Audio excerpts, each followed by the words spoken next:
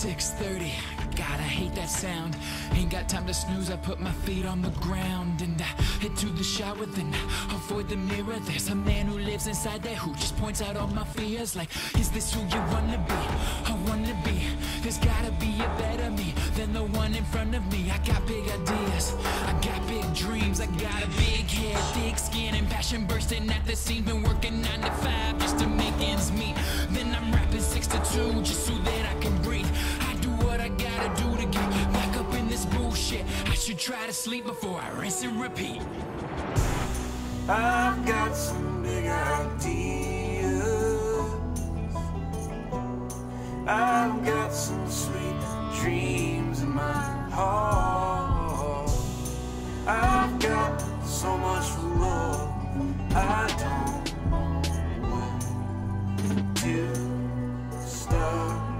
I don't know to start.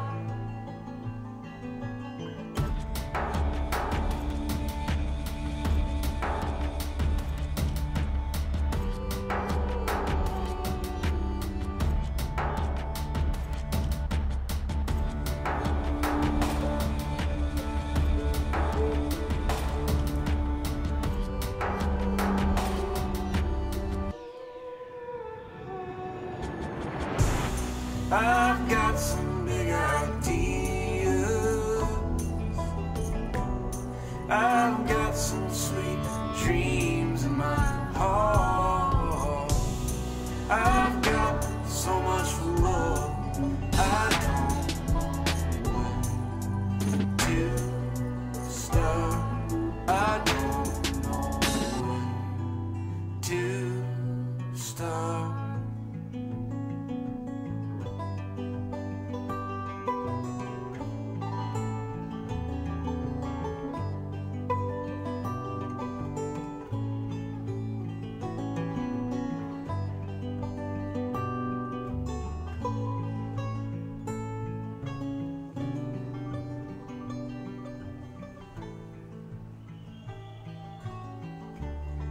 Back home, flip on TV. Short nap for a long day's work. Be up early tomorrow, and I will get this shit done for sure. I've got some big ideas. I've got some sweet dreams in my heart. I've got so much love. I don't know where to start.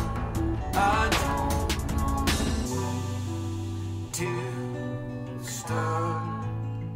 I don't know where to start.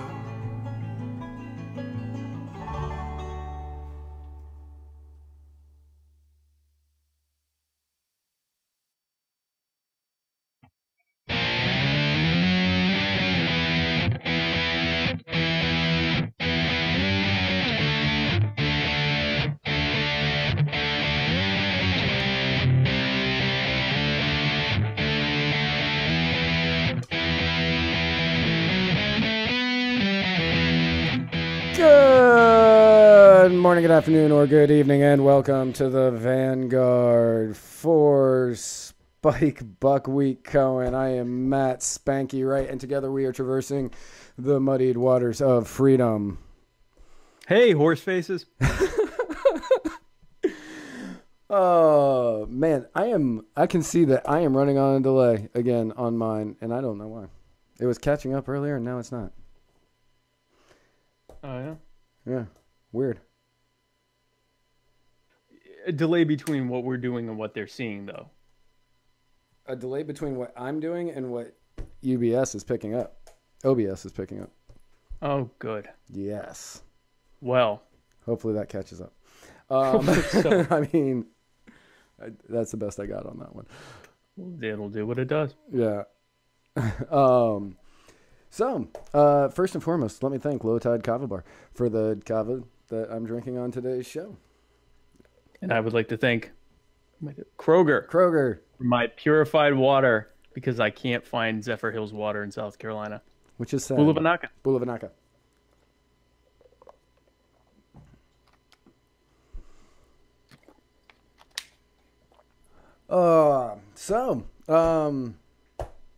I heard a very touching news story today. It's old. That's the only thing that kind of sucks about it. But I just learned it, so it's new to me.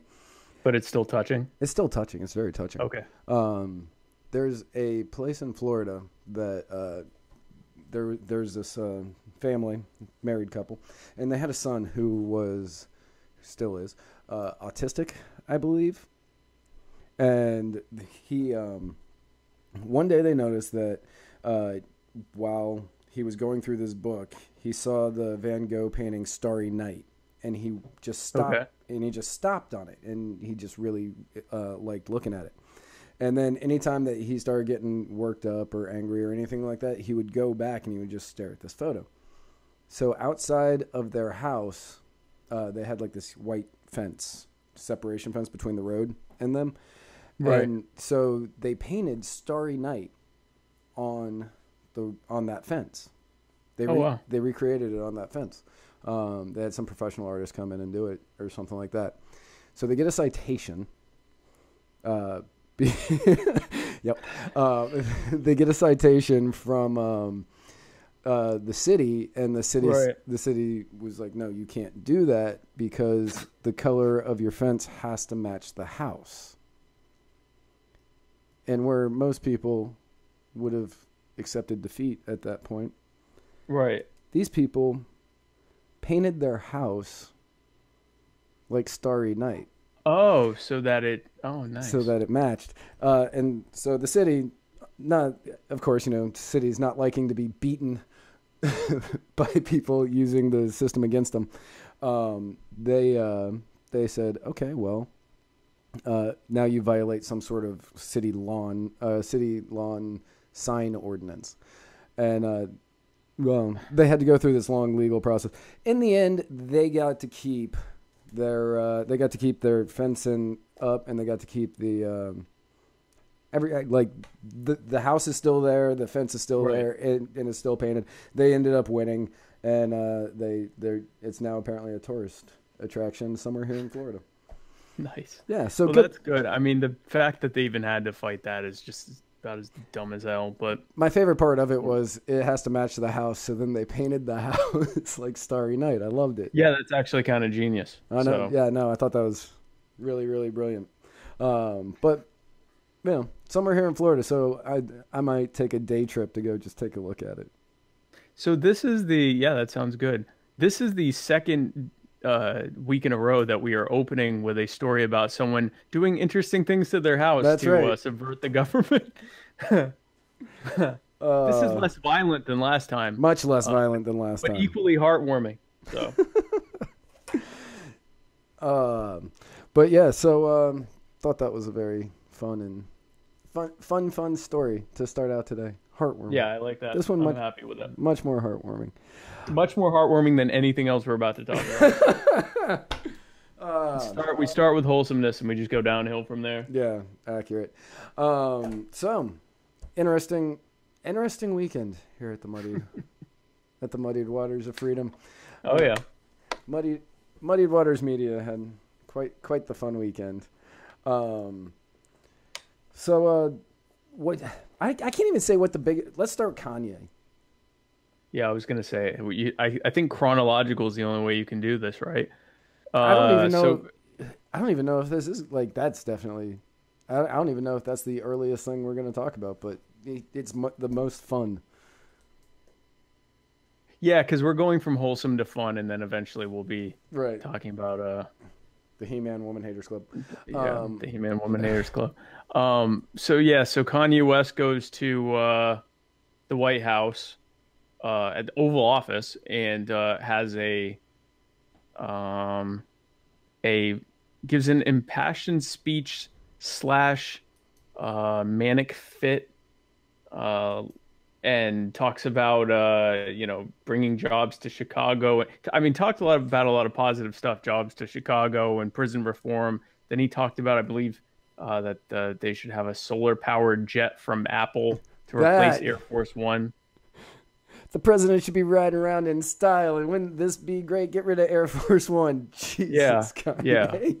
So veered a little from maybe his initial message, or maybe that was really what he wanted to talk about going in. But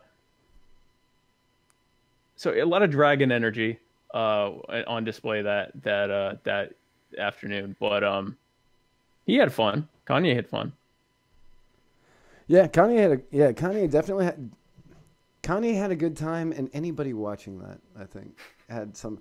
My favorite thing of the entire thing is when Kanye lifted his phone up, and it went to the screen, and he put in his password, and Kanye's phone password is 0000.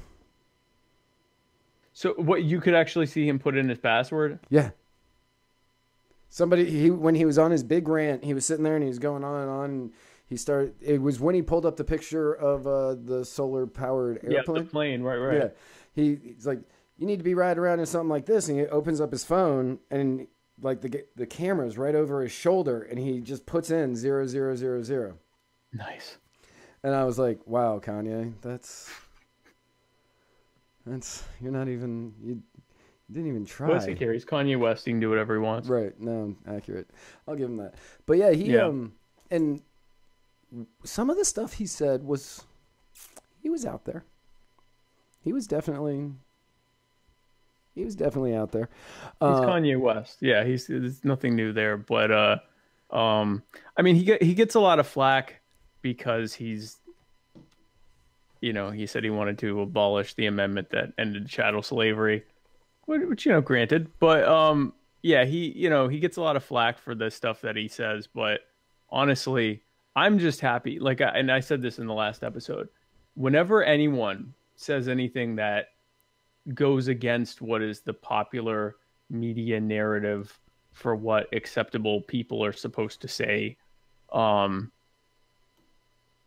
that makes me happy. I mean, so long as they're not, obviously advocating for genocide or something like that. I mean, right. Something violent.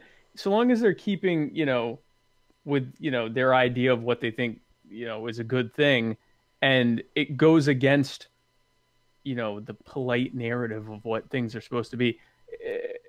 You completely look now. It makes you take a second look at when he interrupted Taylor Swift. I think I'm on his side now with that. I'm gonna let you finish. But Beyonce had one of the Donald Trump is the greatest president of all time.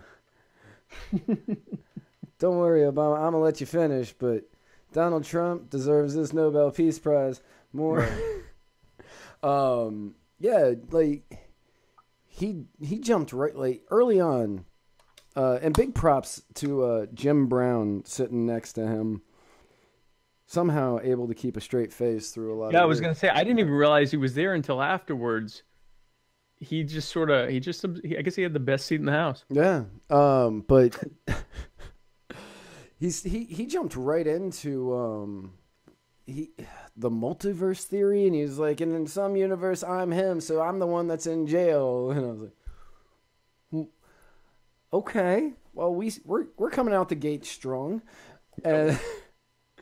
And then I only caught the highlight. I didn't watch the whole thing, but I caught highlights, and I thought, yeah, this is a manic fit. This is big time. What manic fits look like. Yeah, big time. And then he's gun. It's the Second Amendment. We don't have a problem with, guns shouldn't. What they say? We shouldn't ban guns. We should ban illegal guns. Yeah, I didn't get that. I didn't. Okay, Kanye. All right. I think I understand what you're trying to say, and all right. Well, you're there. You're getting around it, I guess. But yeah, he was all over the place, but it was enjoyable. My favorite part, though, I actually don't know if this was my favorite part. The entire thing was so good, but Donald Trump is sitting there and he's got his arms folded in that weird way that he folds his arms up around his nipples, and he's sitting there just nodding. And Kanye said something about whoever the gentleman is that's in prison for life that shouldn't be. Yeah. You just see him. He pauses, and he looks over off camera, who I'm assuming is where Jared Kushner was sitting, and he looks over at him, and he goes, And he just nods and looks back at Kanye and just lets him keep going. And then at the end, he's like, well, that was something. And it was just like, wow. Loved it. I mean, Donald Trump's normally the one doing that while everyone sits there and tries to figure out what's going on. So that was a rare moment of Donald Trump watching someone and going, this is kind of crazy. I'm not sure what's going on right now. It's kind of intense. This is more intense than I'm used to. This isn't what people see when I talk, is it? Because this is out there. Yeah, that was it.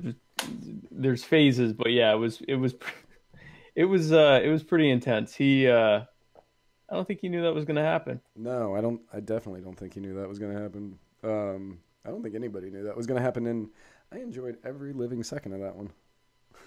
So a couple of comments. Tova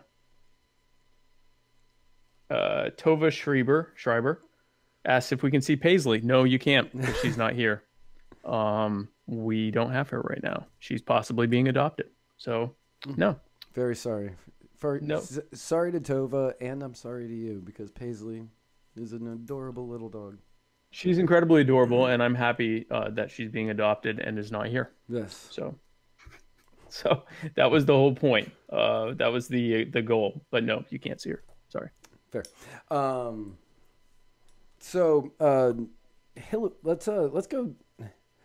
Let's go next to Hillary.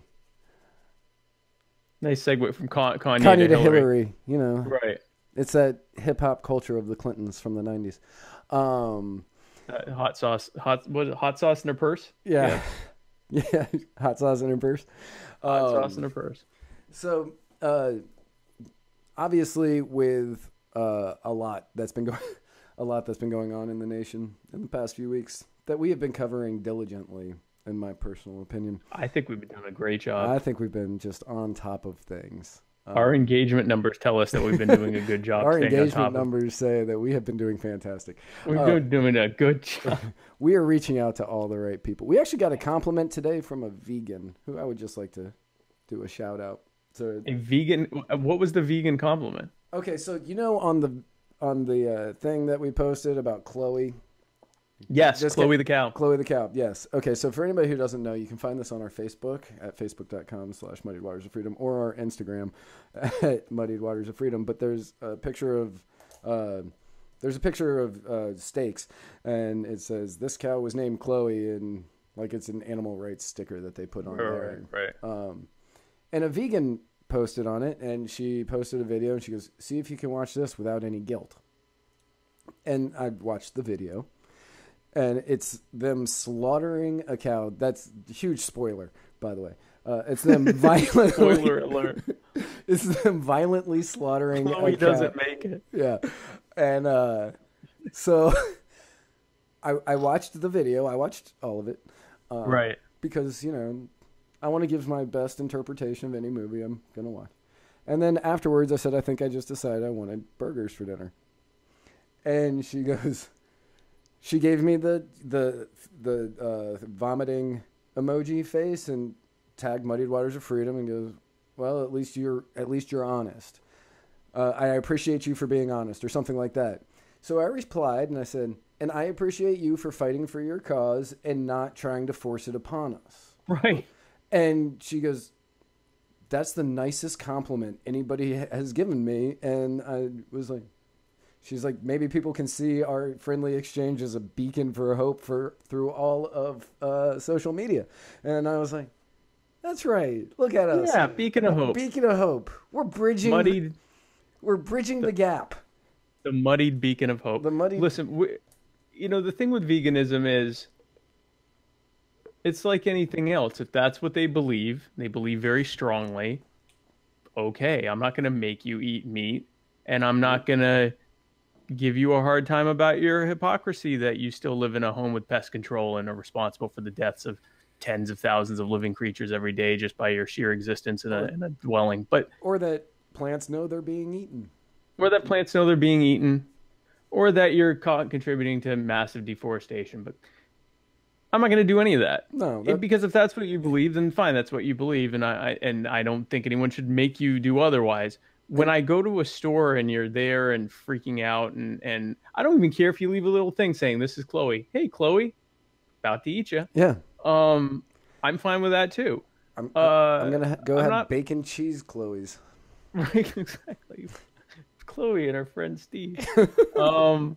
You know, but what I'm not gonna do, what I'm not okay with is, you're protesting and I'm even okay with you protest. I'm not okay with the people following people around and lying down in the meat section so you can't get there and stuff like that. Like that to me is ridiculous. Like, just like I'm not gonna go into a vegan shop and go, the plants are dying, and lay there and this plant's name is Frederick or whatever. Like so that was nice. She showed you the thing. So what do you think of that? She, if she feels like she planted a seed or she didn't or whatever, right? And you guys had your exchange. I think that's good. Yeah, and so that was it was a very nice exchange and one filled with civility. But Hillary Clinton. Speaking of civility. But Hillary Clinton, late last week or early this week, I don't remember. It was over the weekend at some point. She came out and she said that now is the time that we need to give up on civility here in America between the two parties, because since we have one party, and she wasn't very specific, so I'll give her that. But there's one party that is trying to destroy everything. Not naming names. Not naming names.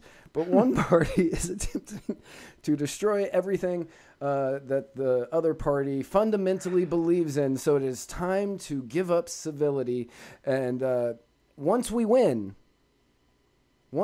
back the House and the Senate, we can go back to being civil. Yeah. Yes. Which because that's what the other side will do, is right. Be civil. Like, oh, we lost now? Okay, we'll be civil. Don't now. worry. We'll be the adults in this situation. I have not seen any politicians acting like adults anywhere recently.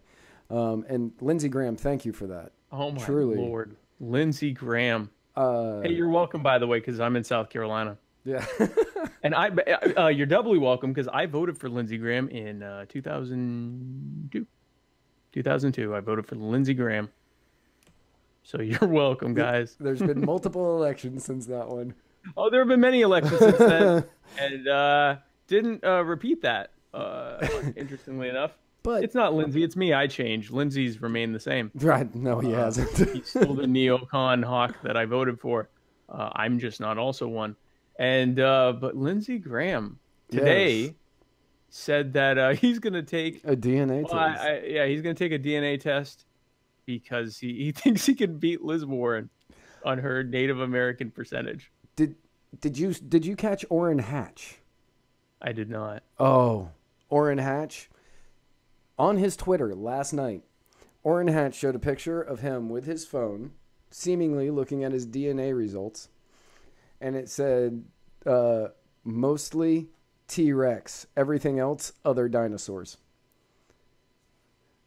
And I was like, all right, Orrin. And then I think the hashtags were something like Liz is lying and Warren is white. It was something along those lines. I don't remember. While also digging at himself for being a dinosaur. I'm okay with that. Yeah, exactly. Exactly. I'm okay with that. That's quality humor, in my opinion. Yeah, and before we get into old white Liz Warren, I just want to talk about the civility thing, because really she's saying what, honestly, she was being honest for a second, that this is what partisan politics is. It's people being angry and hateful to otherwise loved ones, and as well as friends and neighbors and strangers and whatever else, over basically who gets to use government to do what. And so it's a byproduct of forced association. So most people in the U.S., any one of us, we would not voluntarily choose to associate with the vast majority of other Americans for very myriad of reasons. Right. It's not we hate them or whatever. It's just we wouldn't associate with them. We'd have nothing to do with them. We don't have anything in common with them. It's fine that they're over there. In our day-to-day workings, we don't have anything to deal with them. But because we're all forced to live in this association with each other under the city and state and federal government, wherein we're all taxed, we're all we're all forced to live under the same laws, and we're all told, well, you can't leave.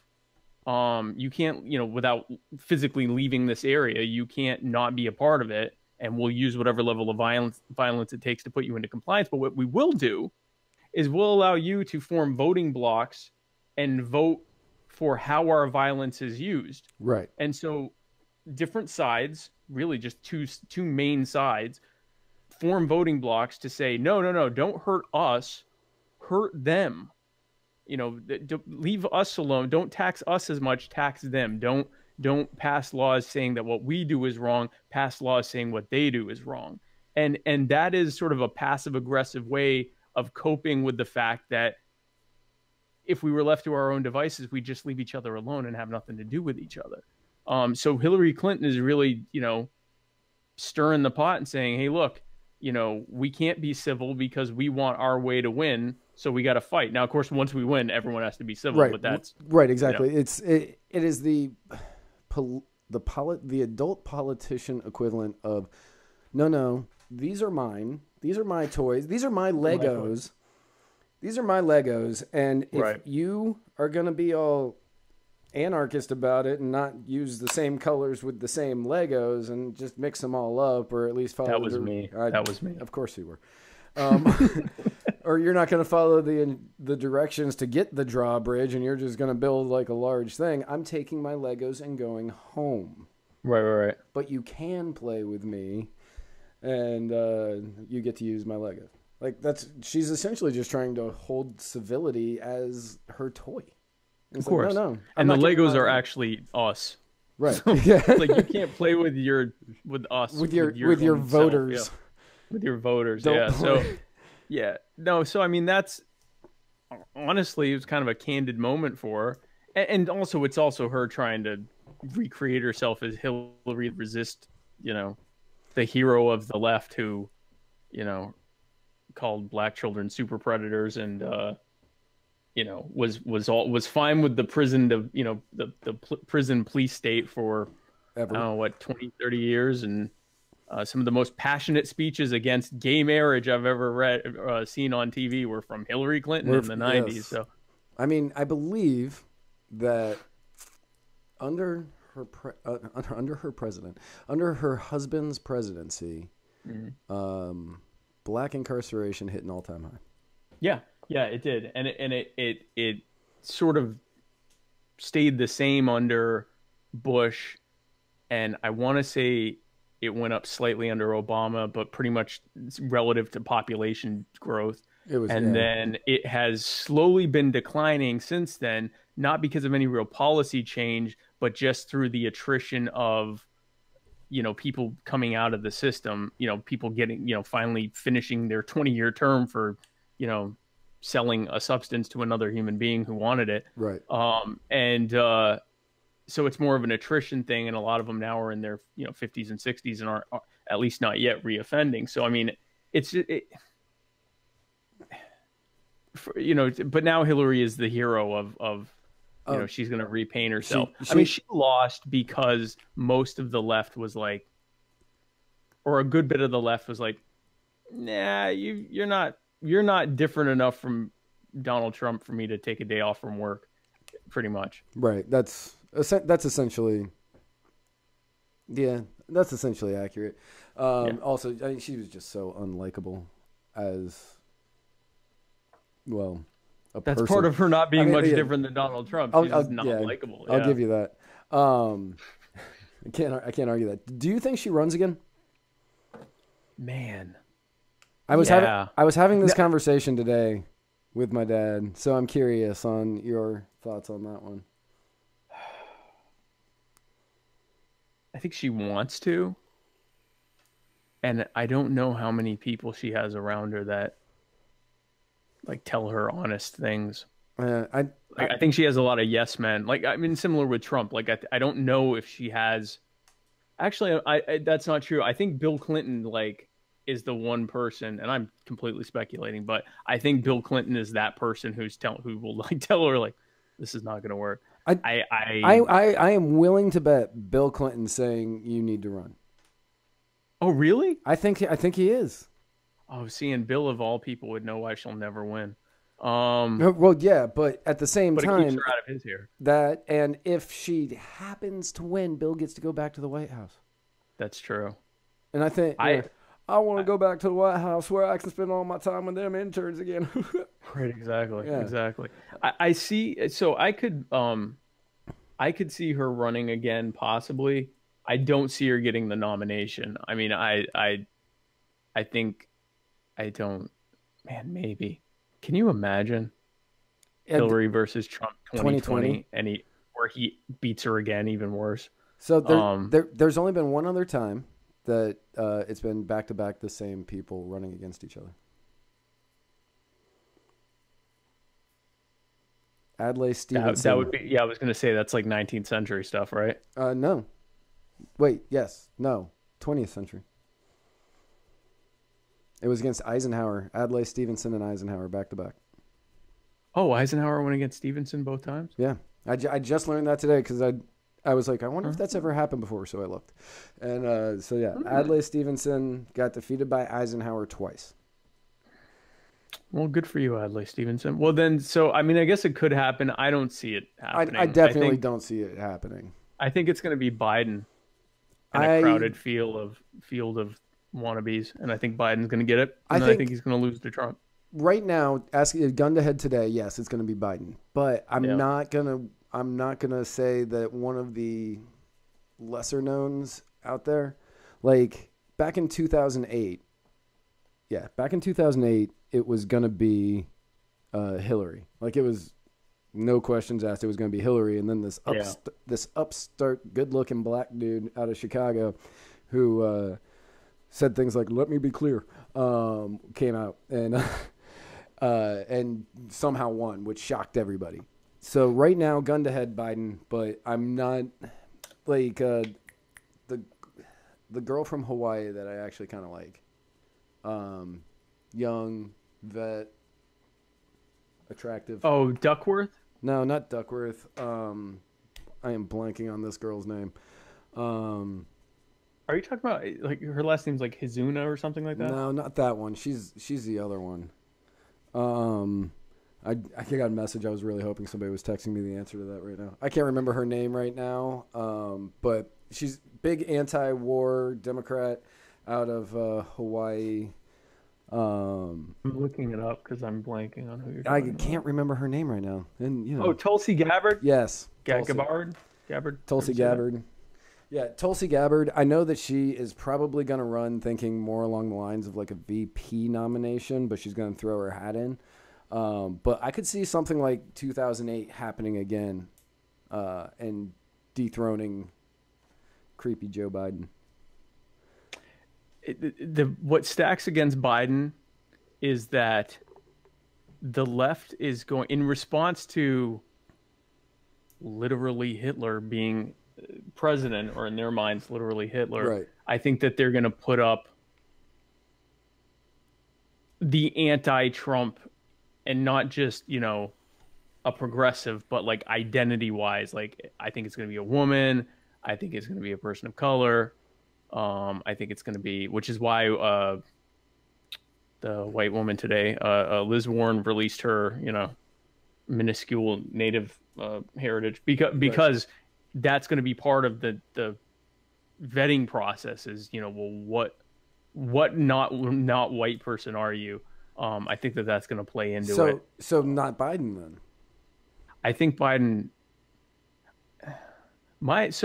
Guys, folks watching and listening at home, I have a horrific record of guessing who's going to win the presidency. I'm pretty good on midterm elections, not so much on presidency. I've been right once in my entire adult life with Bush getting reelected against Kerry. That's the one time I was right. I was right in 96, 2000, 2004. You weren't right in 2008? No. You called McCain? I thought McCain was going to win. Man, I called Obama early on that one.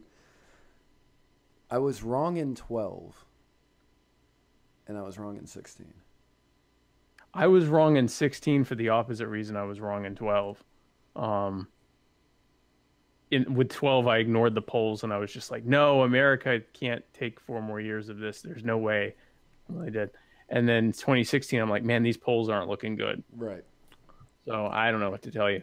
So I'm not good with predicting this, but in my mind, I think Joe Biden's going to end up getting the nomination, but he will have been so savaged by the more left part of the the far left of, and not just the far left, but the identity politics people in the Democratic Party who don't want an old white man or any of those things, and especially not all 3 of them. And the fact that, again, just like Hillary Clinton, this guy's been in politics since the 70s. He's got a record that, doesn't meet the sniff test of what is considered acceptable to the left now. So, he voted for the Iraq War. Like, he's not who they're looking for, right, in any way, right, identity, in his politics, and in any of that. He's an old guard, Democrat whose concern is the Democratic Party. It's not, leftist ideology. And so I think he'll end up getting the nomination. And I think it'll be like with Hillary. He'll get the nomination, but he will have been so bludgeoned in the process that Trump will not necessarily sail the victory, but he'll get reelected. I think the economy will be okay, at least during that time. And I think he'll get reelected. And my record tells me that I'm wrong. Right. So I agree with you. I think it's either going to be Joe Biden with like a Tulsi Gabbard, or some upstart political, like a upstart progressive Democratic star, or it's going to be somebody like a Tulsi Gabbard with like Joe Kennedy. With somebody, the drooly guy. Yeah, guy. I could see. Yeah, I could see that. It's gonna be either some progressive, like Joe Biden. It's Biden or some like progressive of color, probably a woman as well. It's like one extreme or the other. Right, and then the other side is going to be, okay, yeah, we'll put up the progressive that will still scare the older base, but we're going to give them this clean, drooling white guy who obviously believes, who obviously believes in, against socialism a little bit because his last name's Kennedy. And so he's a Kennedy. Right. He's a ditz, and he apparently can't keep his saliva in his mouth, but he's a Kennedy. Right. So I think it's going to be one of those two, and I don't really know which one it will be. Yeah, I couldn't tell you. No. I could not tell you, and I honestly shouldn't tell you because it's almost guaranteed to be the opposite of whatever I say historically. I don't know. It's probably going to be like President Kamala Harris in 2020. Oh God, that would be awful. That's not even worth considering. But to answer Tova, who asked if we thought that the good president would be reelected in 2020, right now, gun to head today, yes. I think yes. Yeah, I say so. I think yes. So. I don't think the Democrats have anybody to put up against him that can win. Donald Trump has the largest single dedicated voting bloc of any politician, not just now and not just in our lives, but in post-war history. Yes. And people are underestimating that because it only makes up around, let's say, 20-25% of the overall adult population. Which is still amazing because only 35% of the population votes. Yeah, and so because it's not, and that's 35. Then if that's the case, then it's not that much. But whatever, so it makes up of the voting public. It makes up, let's say, 40, maybe 45% of the voting public, and so people are underestimating that. But these are diehards at this point, and if the economy's doing okay, and if the Democrats have spent all this time ripping each other to shreds, and if it's even, a month or two of no major scandals for Trump level scandals. I mean, you know, Trump does stuff every day that used to be considered a scandal. He's so scandal proof at this point. I don't see him losing. I can't imagine him losing. I don't see him losing. And I don't say that because I want him to win, and I don't. Yeah, I don't want him to win. I don't think it's going to happen. I don't want anyone to win. Right. Yeah. I want everyone to lose. Right. But I just don't see. I don't see who's going to come up against him. I don't see how they're going to create the kind of voting block necessary to unseat him. And I think he already has like anywhere between 35 and 45% of the voting public in his pocket. Right. And then probably an additional 5 to 10% because he's a Republican.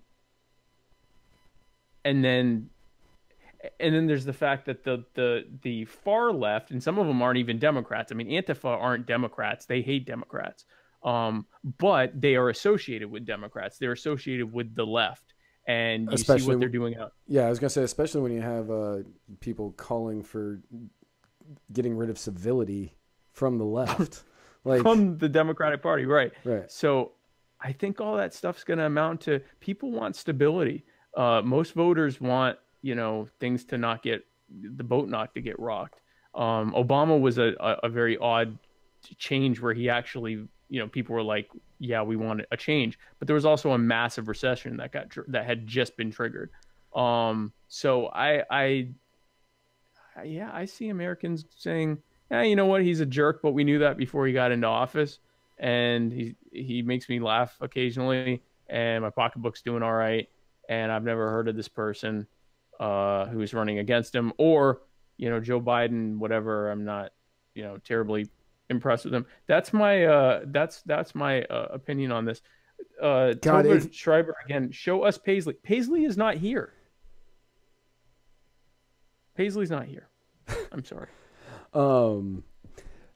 Yeah, Biden. If it's Biden, I know that all Trump is going to do is talk about how creepy he is with kids. That's the thing. Like especially in the era of the hashtag Me Too movement. That guy has a really creepy thing about rubbing women's shoulders, especially young ones. Yeah, he's got a creepy uncle vibe going. That there's really nothing about Joe Biden other than the fact that he's in the Democratic Party and was Obama's vice president. That if I was a leftist, there's nothing there that would appeal to me. No, I mean, people like him because they kind of pushed a bromance marketing kind of campaign between them, and it worked. Like, it definitely worked. And so Joe Biden, you know, crazy Uncle Joe, who you knew at the beginning, he kind of was allowed to say whatever, and then as things went on, he wasn't allowed to say as much.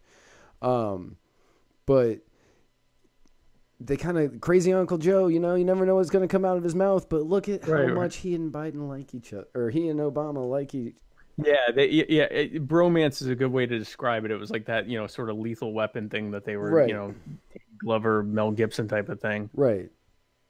Exactly. And that's kind of what they seemed like they were going for with it, and it worked. And, you know, everybody loves Joe, crazy Uncle Joe, you know? Yeah, but that's not going to stand the test of time when he's actually running for president. They will savage him. If they savaged Hillary, they will absolutely savage him in an attempt to get... I don't even think they're going to go with Bernie Sanders. I think that they're going to try to get like a Kamala Harris or a Cory Booker, or not Cory Booker, Cory Booker. Cory Booker. Yeah. Or Tulsi Gabbard, like you said.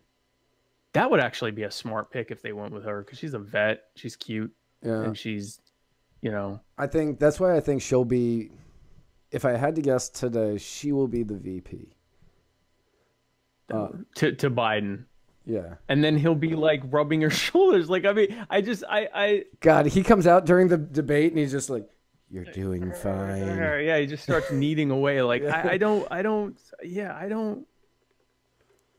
see no, his policies aren't that progressive. He's I mean, again, you can dig up video of him talking about, Mexicans on the border. Like, I mean, he's what was the thing he said about Indians, people from India, Indians? Something about 7-Eleven. Something about seven. He's like, yeah, every time you go into 7-Elevens, it's like you're talking to Pooh from The Simpsons or something like that. Yeah, like, I mean, this is not what the Democrats want. Like, no. They want not him. Yeah, just not him. Yeah, I mean, really, Cory Booker is what they want. Sort of a quasi-effeminate, I don't really think Booker. I think Booker gets just destroyed in a presidential primary. I think he gets crushed. Oh, he doesn't have the chops for it. But I think it's gonna be that Harris woman. I think it's gonna be Kamala Harris. All right. Yeah, I could see her doing it. Doing it. So for anybody who's watching or listening, remember his guess is Kamala Harris, and bet heavily against that because he's always wrong. Always. My guess is actually Joe Biden. Joe Biden. But with the idea that he gets so smashed apart and savaged in the primary process that he's utterly toxic. Right. And again, my record is garbage. There is no way to describe my prediction record on presidential elections than to say garbage. I know one thing for certain. Two things for certain. It's not going to be Barack Obama or Hillary Clinton. That's all I know. Well, it can't be Obama. It can't be. That's the only reason I would place that bet, that it won't be him. Yeah, because Hillary Clinton is. I think she would love to run. I think she's going to. She would love to, but I think so. She's going to do like the Mitt Romney thing, where she's going to do like one of those what do they call those things? The investigatory committee to see, should I do this, and like announce it in February of next year-ish, and then she's going to realize that no, I shouldn't, very quickly, and say, no. Like flirt with it on and off. Yeah. What's his name?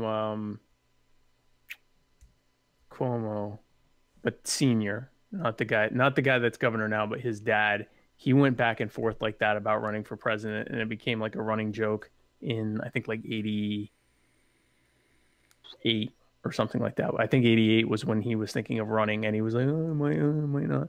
And I could see her doing that. Yeah. No one I see, like, because I have Facebook friends across the political spectrum.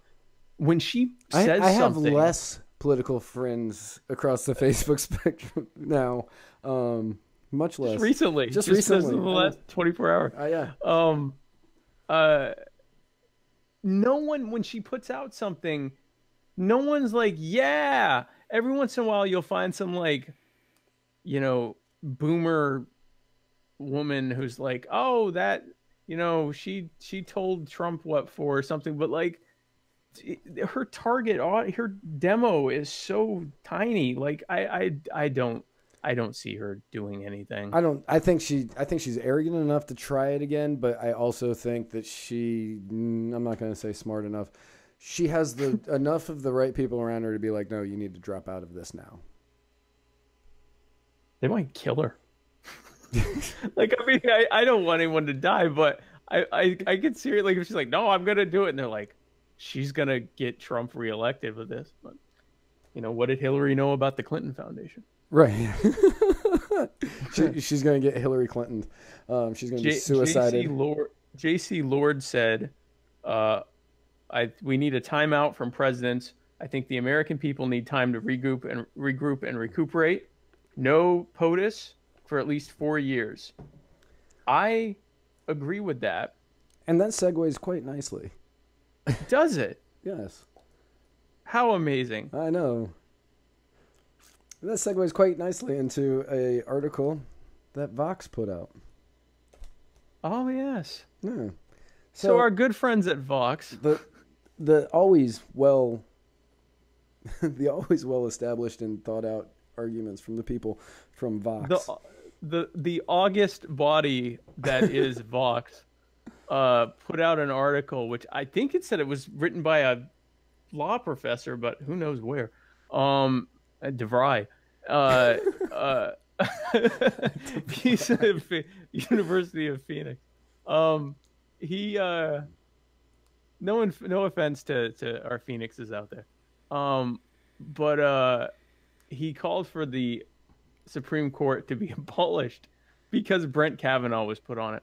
It's not going to lean our way anymore. Screw it. It's not going to lean our way. Just ditch it. Let's just get rid of it. We don't need it anymore. It's not helping. The highest court in the land. The highest court. We don't need it. Co-equal branches? No. One of the things I love, Matt, and our beloved viewers, about the Donald Trump presidency, because I try to look for silver linings, and one of the silver linings of the Donald Trump presidency is that the left, who usually is explaining to us why we need government, all of it, is just slowly. It started with hatred of Trump, and is just kind of slowly.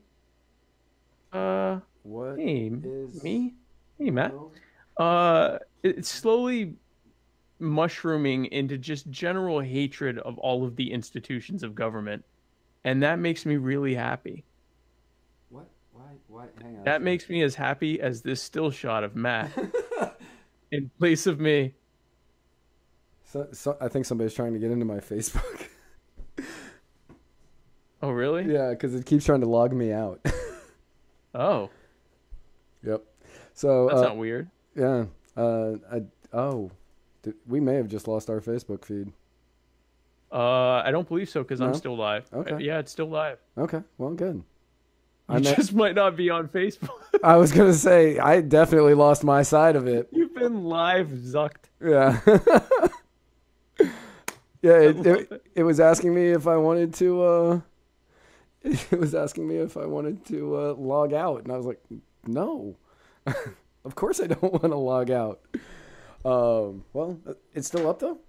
Yeah, Tova says let's blame Russia for hacking Matt. I'm good with that. I'm okay with that. Collusion. Yeah. This is definitely Russian bots. All right. Sorry about that, everybody watching. I don't know what happened. that was fun. Yeah. So abolish the Supreme Court. I'm fine with that. I'm fine with abolishing. It's like when they wanted to abolish ICE. Okay, why stop there?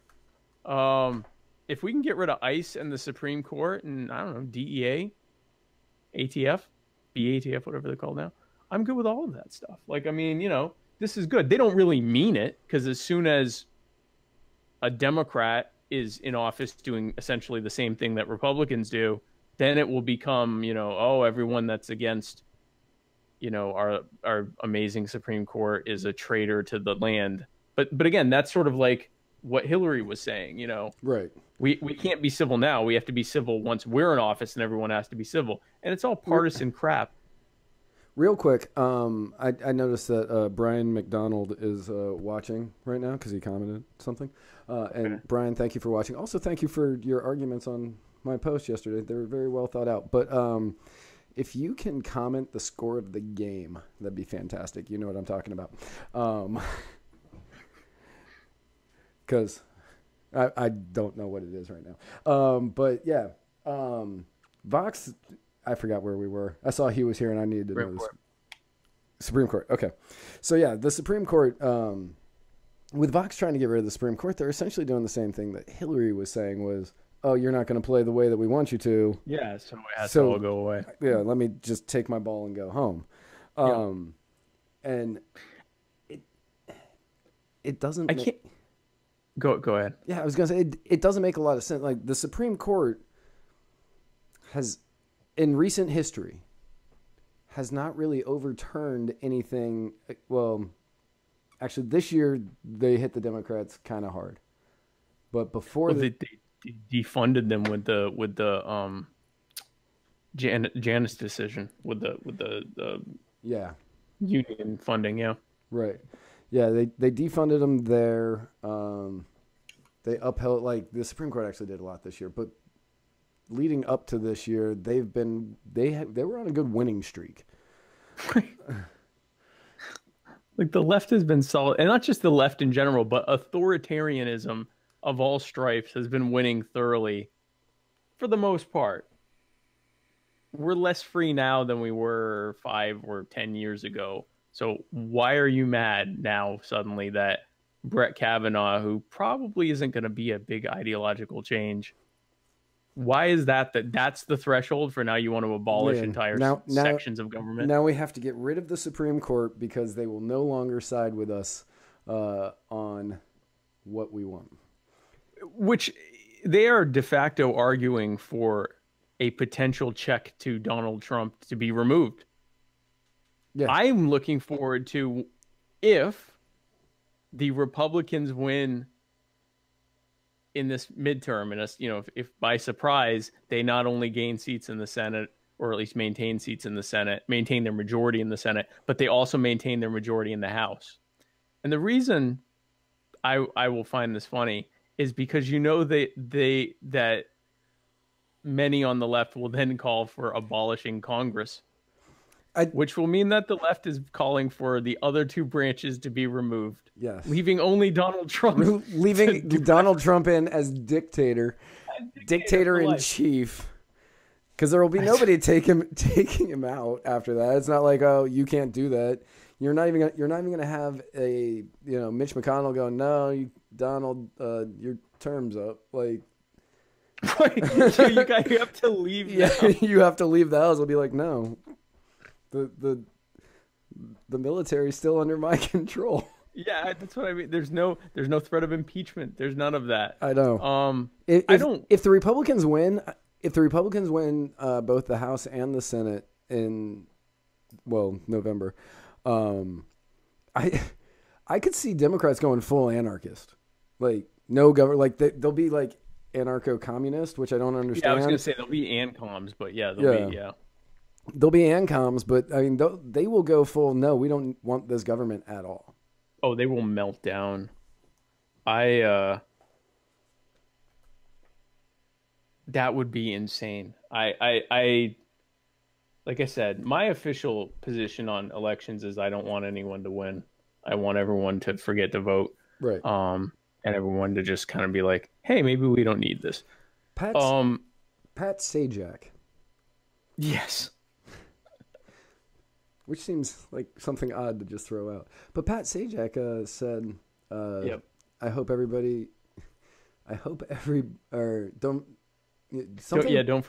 Don't forget to vote.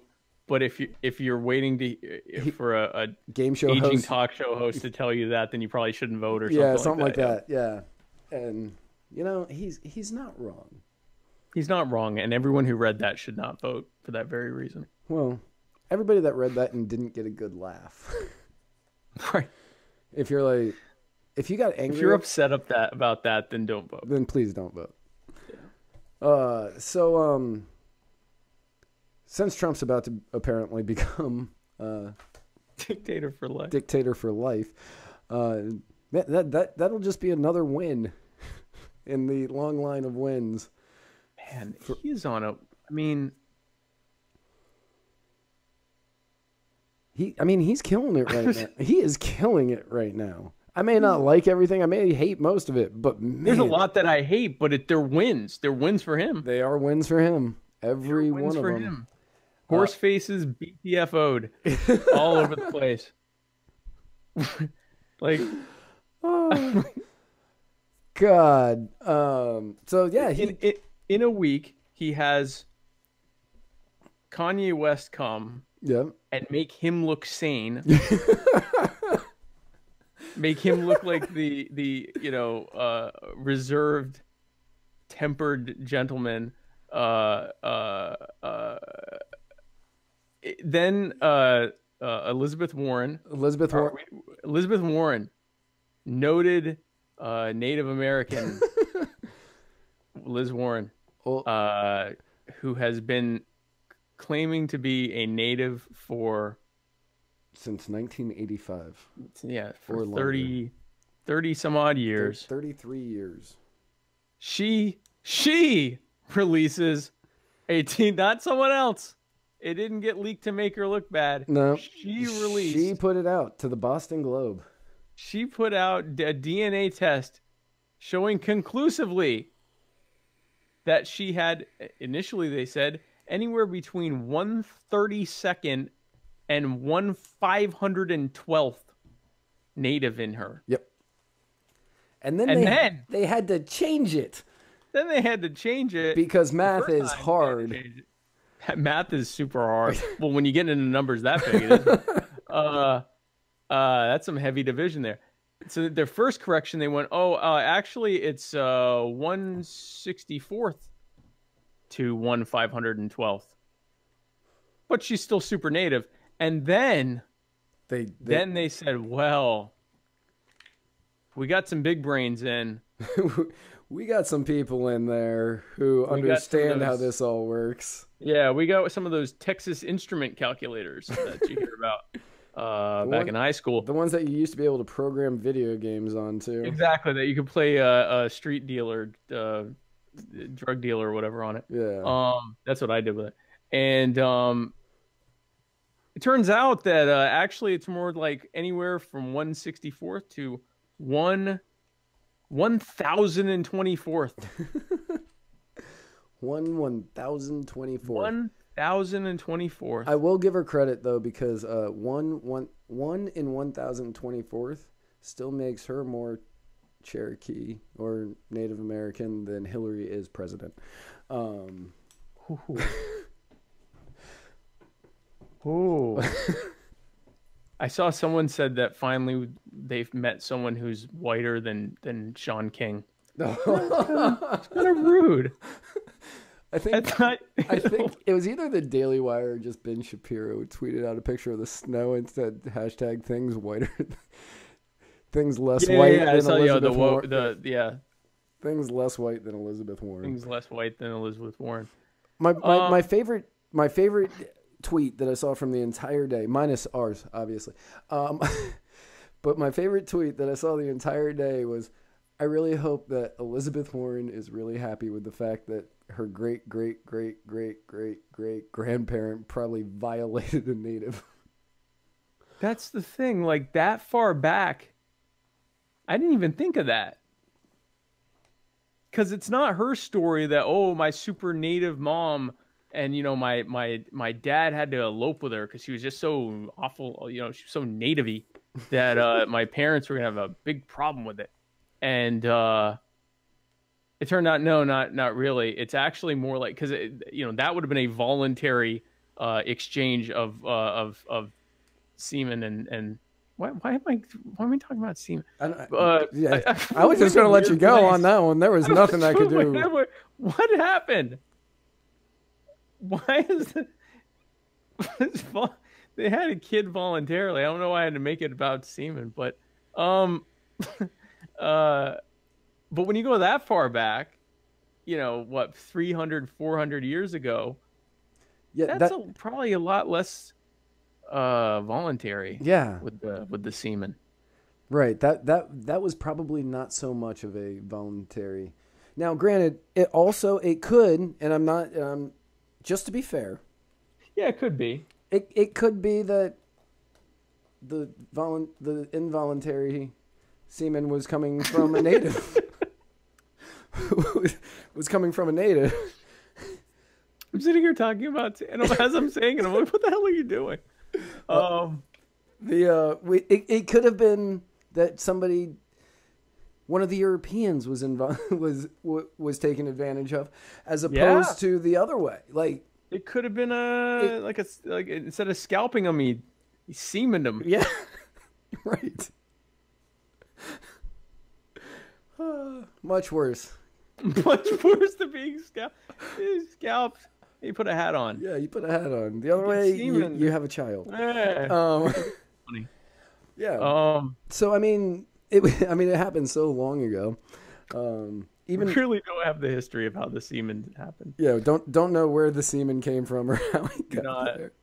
We don't even know if the semen happened. Well, some semen happened. Some semen happened. Because that they said it was possible. There's a faint possibility that it's zero. That, I mean, when it's that low, there's the possibility that it's false and that she's not the least bit native.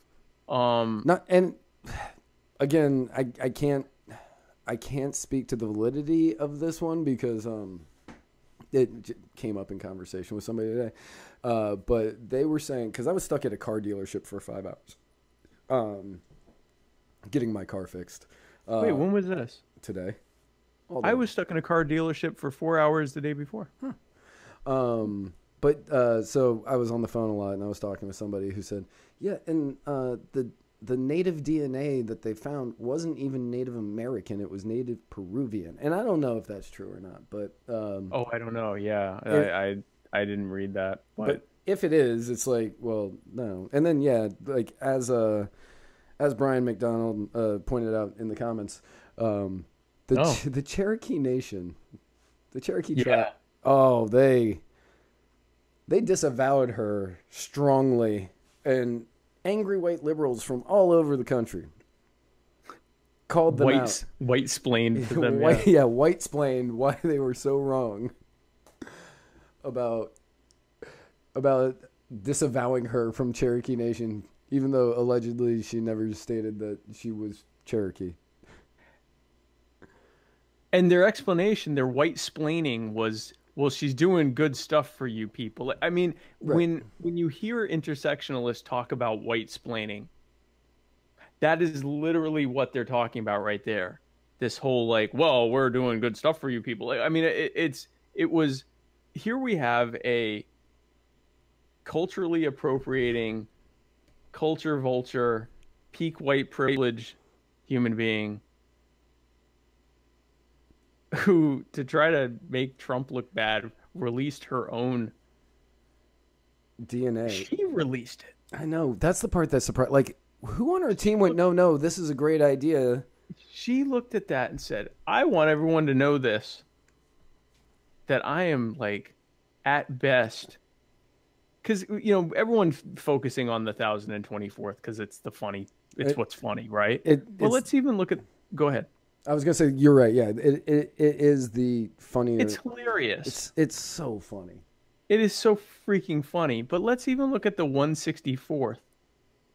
What does that even mean? 164th? You're great. Like, I mean, that you're not native. You are a white person. Yeah. What are we doing here? And to release that at best, I'm like, 6 generations back. Right. Somewhere between 6 and 10 is what they were saying. 6 and 10 generations. Yeah, 64, 128, 256, 5, 12, 10. Yeah. 6 and 10. Yeah, well, good math. Me. To go back that, like, 6 and 10 like, what's their name? Liz, what's their name? Now tell me you're native. Right. Every person in your family you can name is completely white. Every single one of them. So what the hell are we talking about here? You know, and it's so stupid. But she put it out. She was like, she looked at that and said, I want everyone to know this. Please, you may now sign your check of $1 million to the Native women's. Well, and I love the joke there that really he only owes her $976. Yeah. Right. I wish that he would do it. I would pay that much directly to him. Just so I'd pay a tenth of that. I'm certain we could get 10 people to chip in $98. I'd pay somewhere between 1/64th and 1/1024th of that. Zero hesitation. So, you know, a lot of people are saying, oh, well, no, she's not saying that she is Native American. They're saying that was her heritage, which, you know, that's that whole gender versus sex thing that they're doing. And all right, so, okay, it's not your heritage. That means it's cultural appropriation based on your own logic. Exactly. Now, this is what I know. I am Matt. That's it. Like, as far as what I am, I'm Matt. Right, genetically. Genetically. Right. I don't know anything about my ancestors. People look at me and they've got a guess that's probably pretty good. You know, blonde hair, blue eyes, pale. Yeah, got it. I'm pretty certain I know where you're coming from. You're Northern European, probably somewhere in the middle. Right. But, you know, my grandmother would tell us stories about being Jewish. Right. But I wasn't raised Jewish. I wasn't raised Jewish. I do like bagels and lox. So maybe, and lox is amazing. It is good. You know, the smoking can't be that bad if it cures salmon. Yeah. But so I've got that story going on. And then my grandfather would tell us stories about, how we're British royalty. But I don't really identify as I'm not going around going, oh yeah, I'm British. No, right. You don't. Yeah, exactly. Everybody that came before me, well, I'm glad they were all there because that means that I'm here today. None of them define me who I am today. And I don't understand the people who are like, oh yeah, I'm 1/16 native. So obviously, I'm native, I'm native and I deserve, right. Were you raised that way? Right. Like, it doesn't define you as a person. Like, don't allow whatever stories were being told to you as a kid based on, folklore, don't let that define who you are. You are you. You are the sum equivalent of the people you hang out with and the people who are closest to you, including your family. Like your immediate family or those who raise you. Right. So I like it. I think it's like the 10 closest people to you. So I know that I'm my dad, my mom, my sisters. There's a little bit of Spike in there somewhere, I'm certain at this point, because we talk all the time now. And then like 4 other people. Part of my culture now. Yeah. Oh, so yeah, I'm partially Jewish. I think. Oh, we get a call. We do. Maybe. Oh, is it coming in on this one? All right, hang on a second. I've got things happening everywhere. Hello. Hello. Is this Muddy Waters of Freedom? Yes, it is. Oh my gosh. I can't hear. Am I on the air? You are on the air. Oh, this is awesome. This is like straight out of C-SPAN Washington Journal. Hey, Circa 1997, I think was the last time I called in. Can you? You know, they're like, they're like, well, at least leave one month to your last call. Right. Hang on one second. I broke that rule. Hang on one second. I'm going to need you to call back in because I forgot to do something so that Spike could hear it. So if you can do me a favor and call back in like 2 seconds. Sure. Thank you.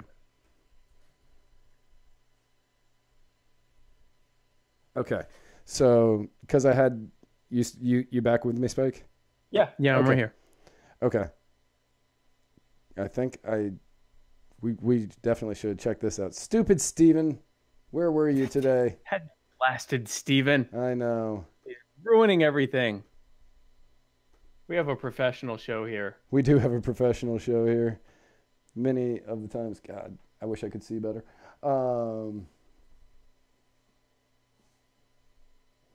Why aren't you working? Well, so while you're working on that, yeah, I'm gonna go back to what you were talking about. Yeah. So. Okay, that should work. That's not her culture. Like no. Like where you brought up that there's stories about you possibly having Jewish heritage. You didn't then submit Jewish recipes to a Jewish cookbook and say, oh. I definitely looked some up. This is my favorite recipe. I'm such a Jew. Like that, because you're not. Like, that's not who you are. You weren't raised Jewish. You're not of the Jewish religion. You may have some Jewish, ethnicity or bloodline or whatever, but you're not culturally or religiously Jewish. All right.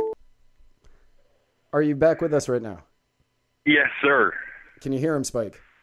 Yes. Okay. Can you hear me, sir? This is wonderful. Thank you. Yes, I can hear you, Spike. Excellent. Oh, perfect. Okay. Well, who do we have on the line? My name's Cameron Catrone. Cameron. Hi, Cameron. Yes, sir. What is going, man? It is. I had no idea what your voice sounded like. So This is just, yeah, man. We've just been ships passing in the night a few times here and there. Yes. Never really actually talked to you. Yeah, I'm good friends with somebody who's got to be related to you. You know, I think we talked about that on a thread or touched on it very. You know, it's weird because if you've got my last name, it's a very specific last name that entails a certain like region and place. Right. And I've got to be related to that person because I've never met one that I wasn't related to. Yep, 100%. So thank you for calling in. Sorry about what happened earlier. I forgot to close out the one on my one computer, so that way Spike couldn't hear you. So. Oh, I was just sharing my excitement about how you have an open call-in number. It felt like C-SPAN Washington Journal. Yes, that's the vibe we're trying to get. Oh yeah, no, I dig the vibe for sure. I love me some call-in shows where you just don't know what the heck's going to happen or who's calling in. Let's go to our independent line, and that's of course when I always called in. It was on the independent line because I was like a wild card. Yep, and that's why I have a very specific volume button just for this computer. So, am I too loud? No, you're fine. No. Just in case somebody starts going off the rails and going all Kanye. Oh, right, you've got the mute button in case I start sounding like Mel Gibson or something. Right, in case you start going all Kanye. Yeah, if you tell us that we have to suck it or whatever. Right. Oh, you meant the anti-Semitism. Yeah, that too. That too. Yeah. No. Of course, that's immediate grounds for dismissal. Yes. Because I have an idea. Like I'm speaking to somebody. I don't know much about Spike other than I always see his name inside of three parentheses. The three parentheses. Yes, the echo. Yeah. Yeah. Spike. Oh. Now I'm not so familiar with what the kids are talking about with the alt-right and stuff. I'm my kind of, and you know, I've been in Texas here for several years, and I've lived in Ron Paul's district and worked on some of his campaigns, and I'm a big fan of Rand. But a lot of the stuff that's coming up here with what's happened to the right in the last few years has been very confusing to me. Yes. Right.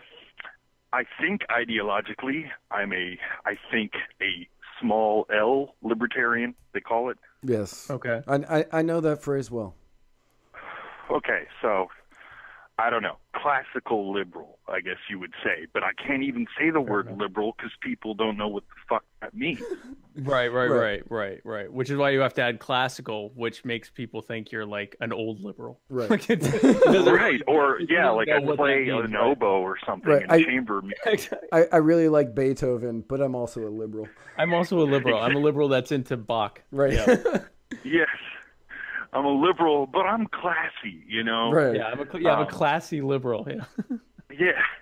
So I've been reaching out, trying to find people who are helping me explain or somehow navigate this new environment, political environment, social environment. And, you know, it's kind of hard to do because I see a lot of people in their ideological corner, and I don't even understand their corner. I thought I used to understand the various corners. Right. Okay. You know, I think a lot of, you know, I don't know who's left because I don't, if you're spouting socialist stuff, communist stuff, I'm just like, well, okay, so you're not very liberal.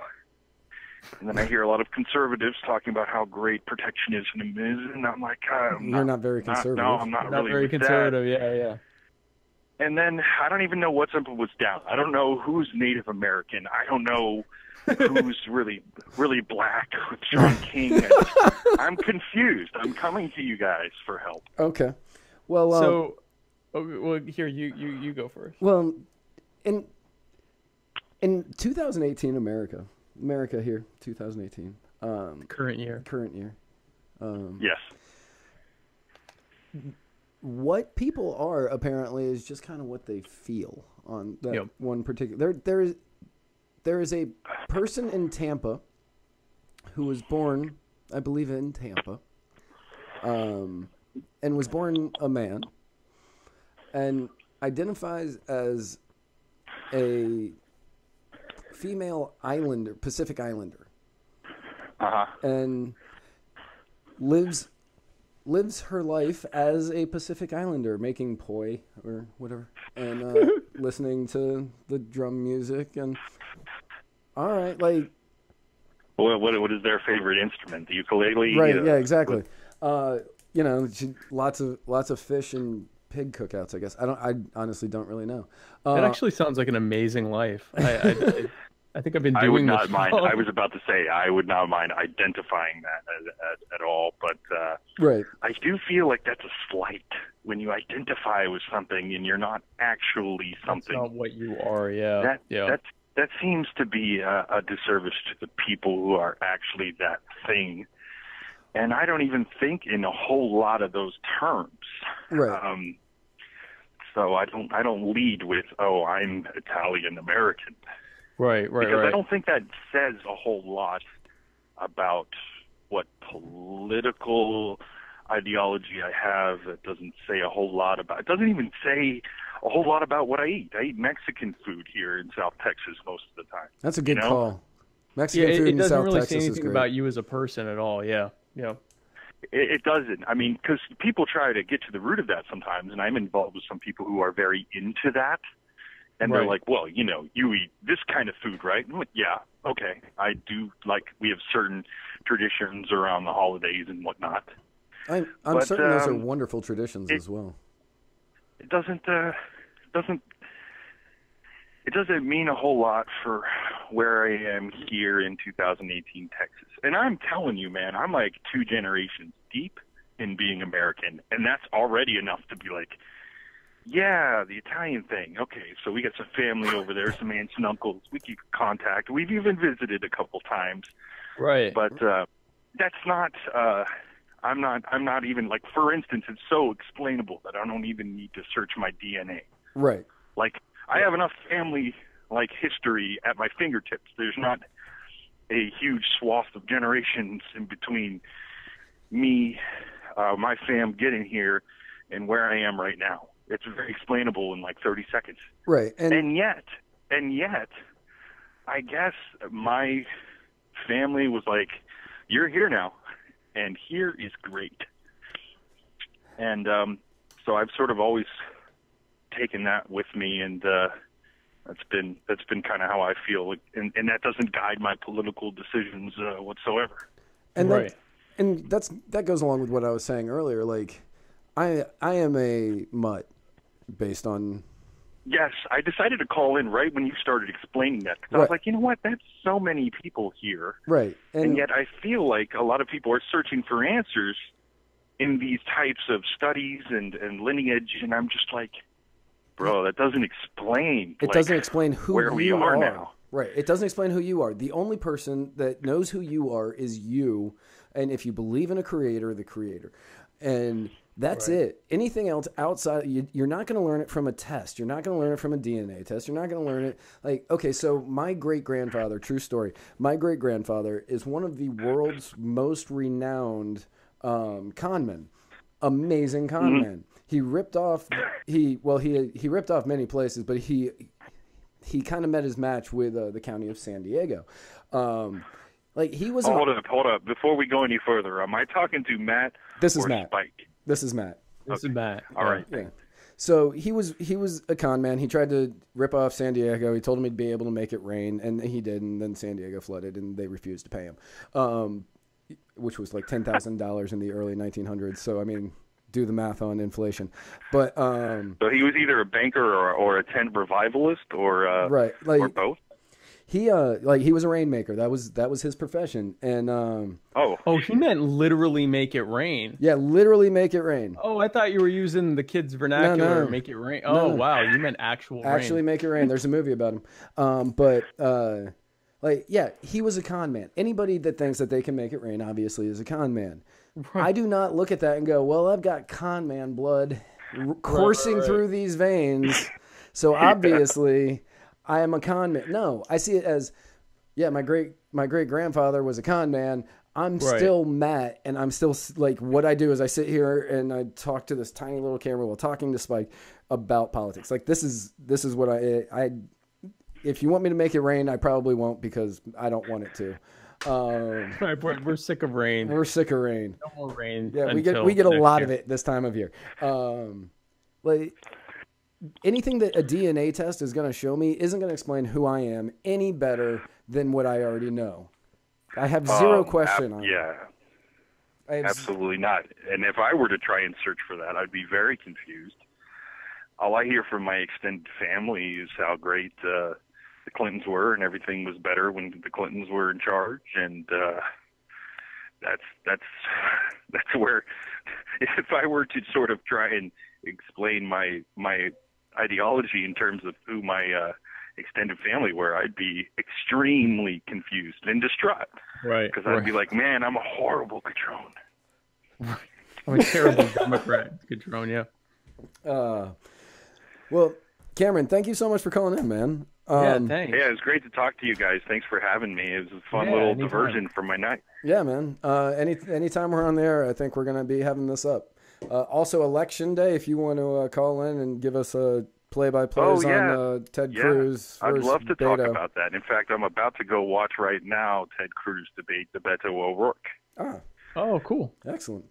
Well, yeah. Yeah, so I'll let you know how it goes. I'll report back to you. Appreciate it. Yes, please do. Thanks again. All right, thanks for calling in. All right. Have a good night. All right, you too. You too. So one thing he brought up and we didn't talk about was how you can't even tell the difference between left and right, and that they're advocating the same thing. That's another part of the whole. There's so little daylight between what Republicans and Democrats are pushing at this point that it really is less and less about any actual policy, and it's really all to do about which side you culturally identify with. And it has nothing to do with any kind of, it's not about it. It's not about philosophy, political philosophy at this point. It's I like red, I like blue team, and it's stupid, which is why, and it's why they're getting increasingly violent, because it has nothing to do with any kind of real differences of opinion, as opposed to just, I don't like those people. And I want government to hurt those people and not hurt me. Right. And so, I mean, that's sort of what Hillary was speaking to with her incivility thing. Right. Hang on one second. Okay. So we talked about the horse. We talked about, so Donald Trump, he's been winning big, as we've been saying. Except he like the tax cuts, everybody was very happy about. Everybody was very happy about tax cuts. Well, not everybody, but people who like having money, more money. They were happy about the tax cuts. But the government did something that many American families have trouble doing. Anytime that like, let's say, somebody loses a job, or you're in a family and one of the parents loses the job and the income stops coming in, the government has been failing to curtail their spending to meet the new income levels, and the deficit is starting to skyrocket. Right. I mean, it's never actually. We haven't had. Well, I mean, skyrocket's kind of. Yeah, I mean, we're reaching new levels of skyrocket every couple of years, but it's never. People will say, "Oh, the deficit went down," but what that really means is the amount of money that had to be borrowed went down, like new money that had to be borrowed. Right. But the actual debt continues to go up. So if I had a $500 shortfall last month and only a $250 shortfall this month, my deficit went down, but I still owe $750 more than I did 2 months ago. So it's the same thing. And, neither side gives a crap about the deficit unless they're not in charge. And then all of a sudden they're deficit hawks. And as soon as they get into office, they're doing the same thing. And it's a big rope-a-dope. At this point, we're borrowing money on the backs of our children and our grandchildren. Oh yeah. And it's at this point, the entire concept of debt and taxes has been flipped on its face. So it used to be that the way government financed things was through taxation. Right. And they would borrow money in the short term or when they had shortfalls. Now we're in a stage of new money theory, which is basically that the government is increasingly paying for things not with taxes, but by simply having the Federal Reserve, or in other countries, their central bank, print out endless reams of money that they spend. But here's the thing about the reality of economics is that if you just endlessly print out money, it eventually becomes worthless. We're seeing that in Venezuela. It happened in Zimbabwe, and places like that.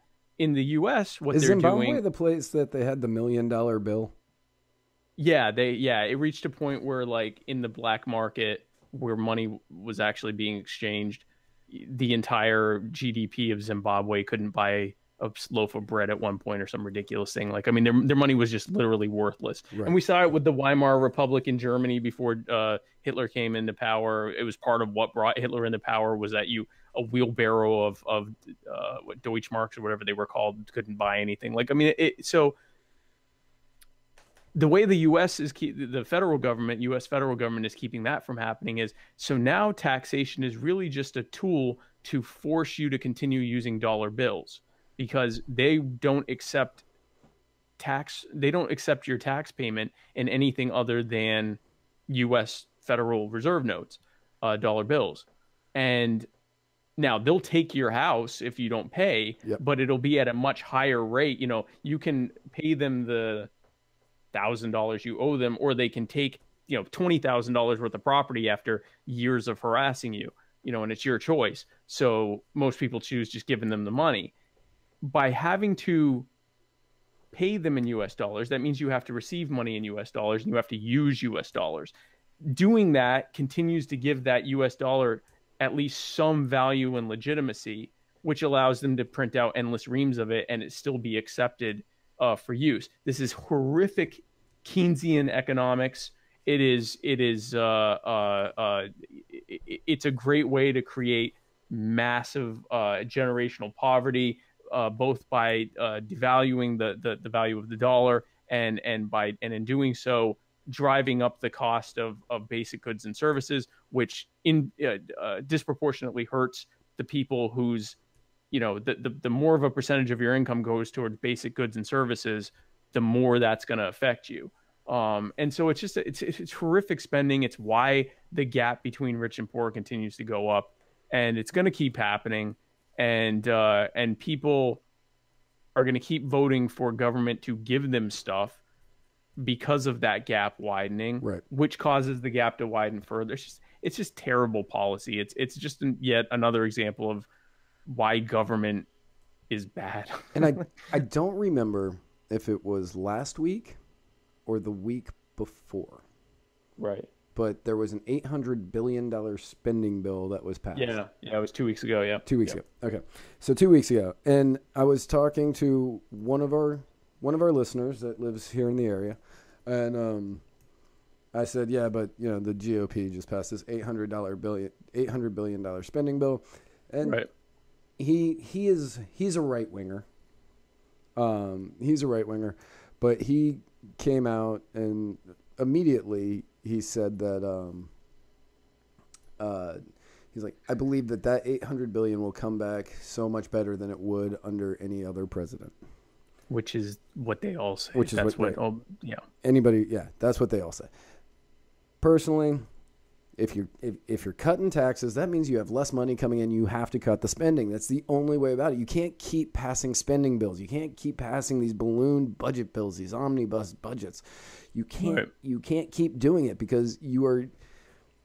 If you don't have the money coming in, which thank you for that, don't take it. Yeah, don't take the money. Don't take the money. That's not the problem. No. The problem isn't less theft. The problem is we don't need more theft. In a new way. Yeah, right. Yeah. Now you're just passing it along to somebody else because, Donald Trump cut taxes, so we all have more money in our pocket, right? But the next guy who's going to have all of this debt that was created over these 8 years is now going to have to jack prices up, and everybody's going to be looking at the 30 trillion, $40 trillion deficit. And they're going to go, well, the only way to do this is start taxing the rich more, and then the rich leave, and then we slowly, quickly, surely start falling into this socialist, I was going to say paradise, but I mean, there's no such thing. So, so there's no way this ends well, except for you need to cut spending and you need to stop passing spending bills. There is no other option. Right. So exactly. And yes, the final bill gets passed on to future generations. The inflation that comes from the endless reams of money being printed out and the constant devaluation of the dollar and price inflation. A lot of people that gets passed on to us immediately. A lot of people don't realize the natural state of the economy is not inflationary. It's expansionary. It creates wealth. But up until the Federal Reserve, the inflation rate in the United States was effectively zero for like a century.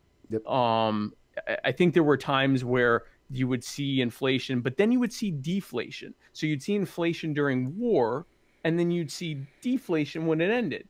So it would be a temporary thing.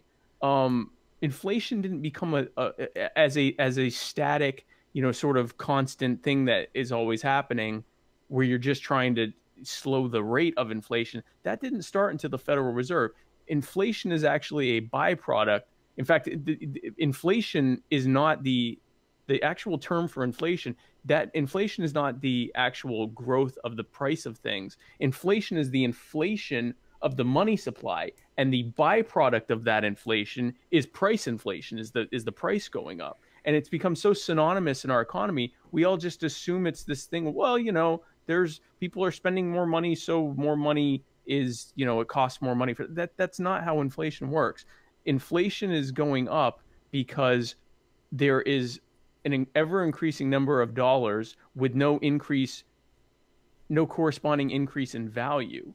And that's why governments are scared to death of cryptocurrency, because if we divorce ourselves from the taxed economy, and if we divorce ourselves from the US dollar and the dollars that are used to fund government, they're not going to be able to fund government. Right. Because A, it's going to be harder to get that wealth from us in the first place, and B, who's going to take their dollar bills that they're printing out to pay for all this stuff if it's, basically worthless? And that's what happens in places like Zimbabwe and stuff like that. So it reaches a point where, we're talking about taxation. It becomes confiscation. They're not just saying, hey, you got to pay this bill. They're taking your house. They're taking your car. They're taking anything they can. And that causes the economy to collapse even further, because then they flood the market with all this stuff they just stole to sell to people who just had their stuff stolen. I mean, it's how things crumble. And it's all because we are in forced association with each other. We are forced into this, where we get robbed whether we like it or not, and we get kidnapped if we do things that the state doesn't like whether we like it or not, and people are murdered overseas in our names whether we like it or not. But we are allowed to vote on the fringes of what government can do for us and against other people, or vice versa, which creates this adversarial position between us and our fellow Americans that we're supposedly united as one with. And it's so instead everyone just votes for, when they're not busy trying to vote to hurt the other side, they're all voting for everyone to get free stuff. And it is what it is. It is what it is. So please stop spending money. Just stop. Just stop. We don't just need go it. home. Just go home, everyone in Washington, D.C. Go home, Congress. You're drunk. Go home, Congress. And abolish the Supreme Court and Congress and the White House. At least, I like J.C. Lord's idea. Give it 4 years. 4 years of no government, no president, no Congress, no whatever. And just give us time to heal. And if at the end of 4 years we go, no, I don't like this at all, I like being told what to do and being robbed, then we can go back to it. Yeah. I think that's fair. I think it's fair. Seems fair. I'm okay with it. Sometimes after a breakup, you need to have Exactly. You need some time to find out who you are as a person. Exactly. You need some healing time. You need healing time. Exactly. Speaking of Stormy Daniels. Speaking of Stormy Daniels. Stormy Daniels. Real quick, can you check the YouTube page? Oh no, is something wrong with the YouTube? Uh-oh, video is unavailable, it says. Yeah, that's now it's saying the page isn't working. Yep, that's what I was getting. What, is YouTube down? I don't know if YouTube's down or if our YouTube is down. No, I think YouTube's down. Okay. Because when you go to YouTube, it just no videos come up. Okay. Well, as long as yeah, no, it's all right. That's bizarre. Yeah, because I'm in as me. I'm not even in as Muddied Waters. Okay. Well, yeah. Okay. Yeah. No, are you? Yeah. So, all of the YouTube is down. Yeah, because I'm in as us, and it just kept saying the page isn't working, and I was like, And so soon?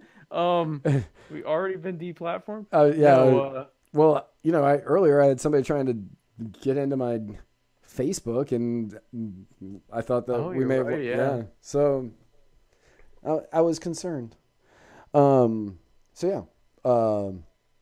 Stormy Daniels. Yeah, YouTube's not working. I just pulled it up in another browser where I'm not logged in. It's not working. Okay, well that makes me feel better.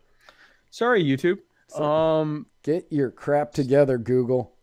Yeah, damn it, Google. Just pick it all up, put it in a backpack, get your crap together. Get it together. We're trying to build a brand here. Exactly. Stormy Daniels. Guys, for those who don't know, I don't know how you don't know, but if you don't know. Michael Avenatti placed a bet on a horse and lost. Stormy Daniels is so she's a former or current? She is either a porn actress or a former porn actress. Although I think porn actresses are like Marines. You never retire. Yeah. Jenna Jameson and Kobe Tai may go on to be in multiple movies throughout their careers. Yeah. But they will always and forever. They'll always be porn actresses. They'll always be porn actresses. In here where it matters. And if you're if you're in your early 20s, Jenna Jameson and Kobe Tai, they were porn actresses in the late 90s, early 2000s. I don't know anything about that, but Stormy Daniels was a porn actress, or is a porn actress, and apparently when Donald Trump was married to Melania, he had a soiree with her, and they had sex, and he had her sign a contract saying she'd never tell anyone about it. And she's alleging that he had her sign this contract. Although at this point, I don't even think he's disputing that anymore. It's pretty. Anyway, I feel as though the NDA was real. Yeah, I think it happened, and so she signs this thing. He gives her, I don't know, 100 and something thousand, some amount of money, not a lot. It's like 6 figures, not a lot to him. And so he gave her this money, and then either just before or just after he was elected, she comes out and says all this that happened, and he says, no, it's not true. That's garbage. And then she says, I'm going to tell. And he said, you signed a thing that you wouldn't tell. And then and so she sues with her attorney, Michael Avenatti, who is partially responsible for Brett Kavanaugh being on the Supreme Court. So they sue, and in either before or during the lawsuit, Trump tweets something saying that she's a con artist or it's a con job or something. Right. So then they sue him for defamation, which I don't think I ever saw anyone argue that was going to work, because he's a political figure. By attacking a political figure, you have de facto entered into the political / public realm, and the rules are way different when it comes to defamation, especially in politics. And so, yesterday, Was that yesterday or today? Was that yesterday? No, it was yesterday. Yeah, it was a big day yesterday. Big day yesterday. Yesterday, man, and Trump's got to be a little. He can't be a little mad about this, actually. Whenever you winning against a porn actress on defamation, to be overshadowed by a white woman proving that she's white. That she's really white. That she's really white. You're. And you want to space your wins out so they don't all happen at once.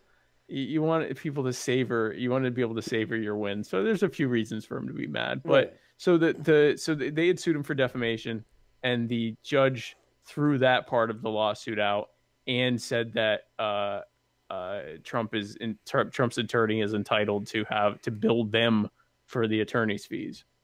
Yes. So that's a big win. That's a big win for Trump. I hope that he vetted whatever attorney he has now much more than he did his last. Michael Cohen. Good old Michael Cohen. Michael Cohen. Who has pled guilty and left the Republican Party. Yep. And I'm just glad to not.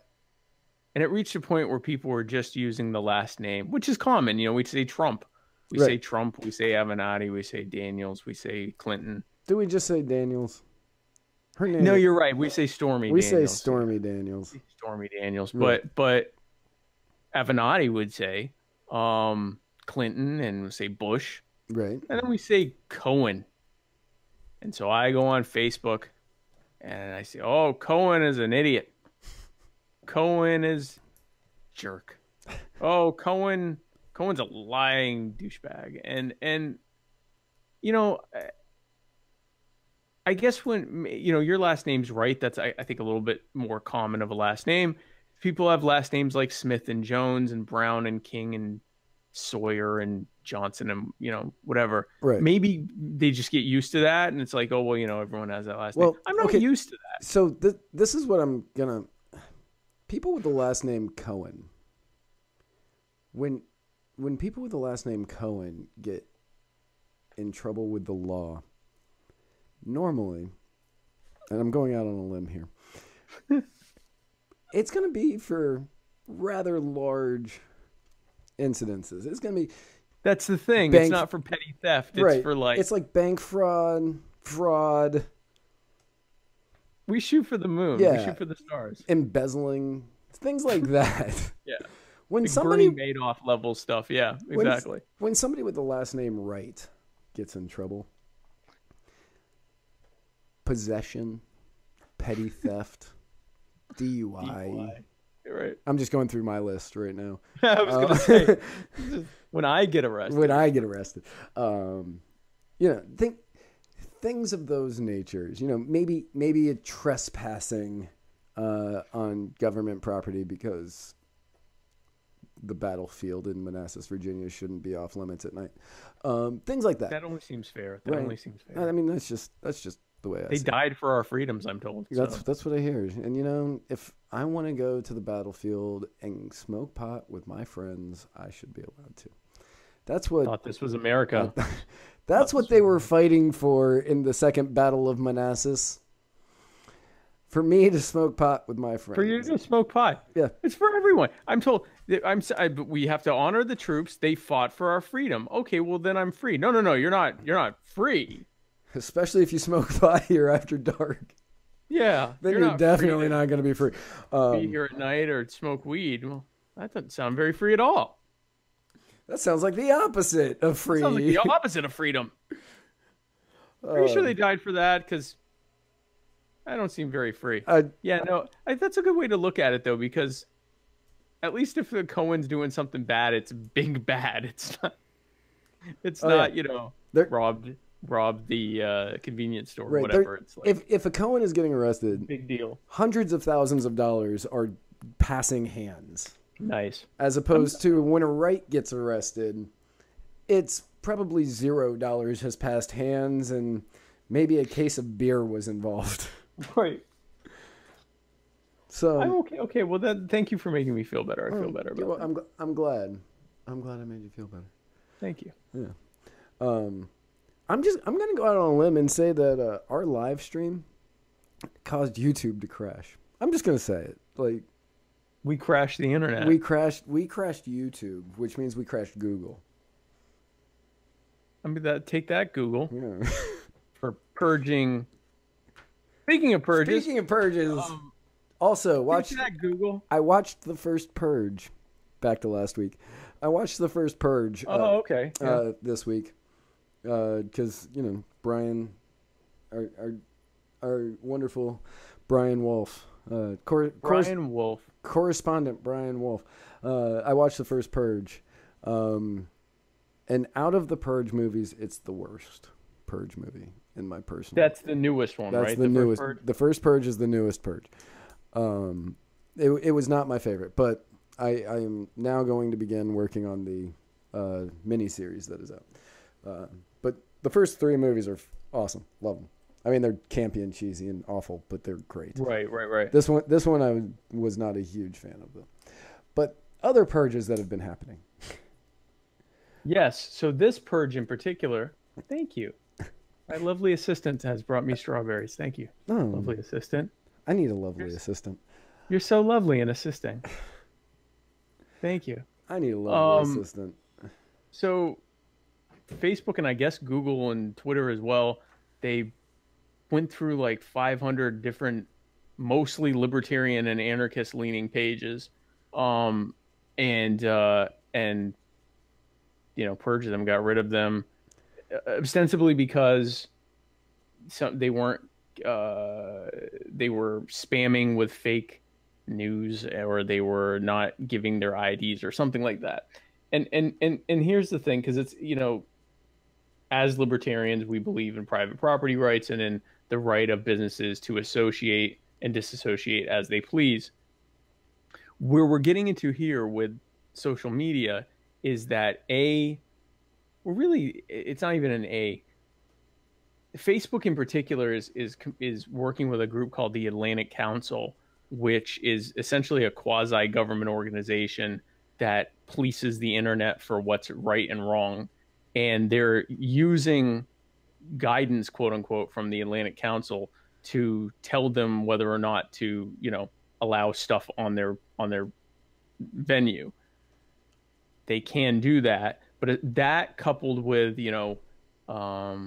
Mark Zuckerberg going to Congress and them giving him a hard time about stuff, it reeks of, sort of this corporatist collusion.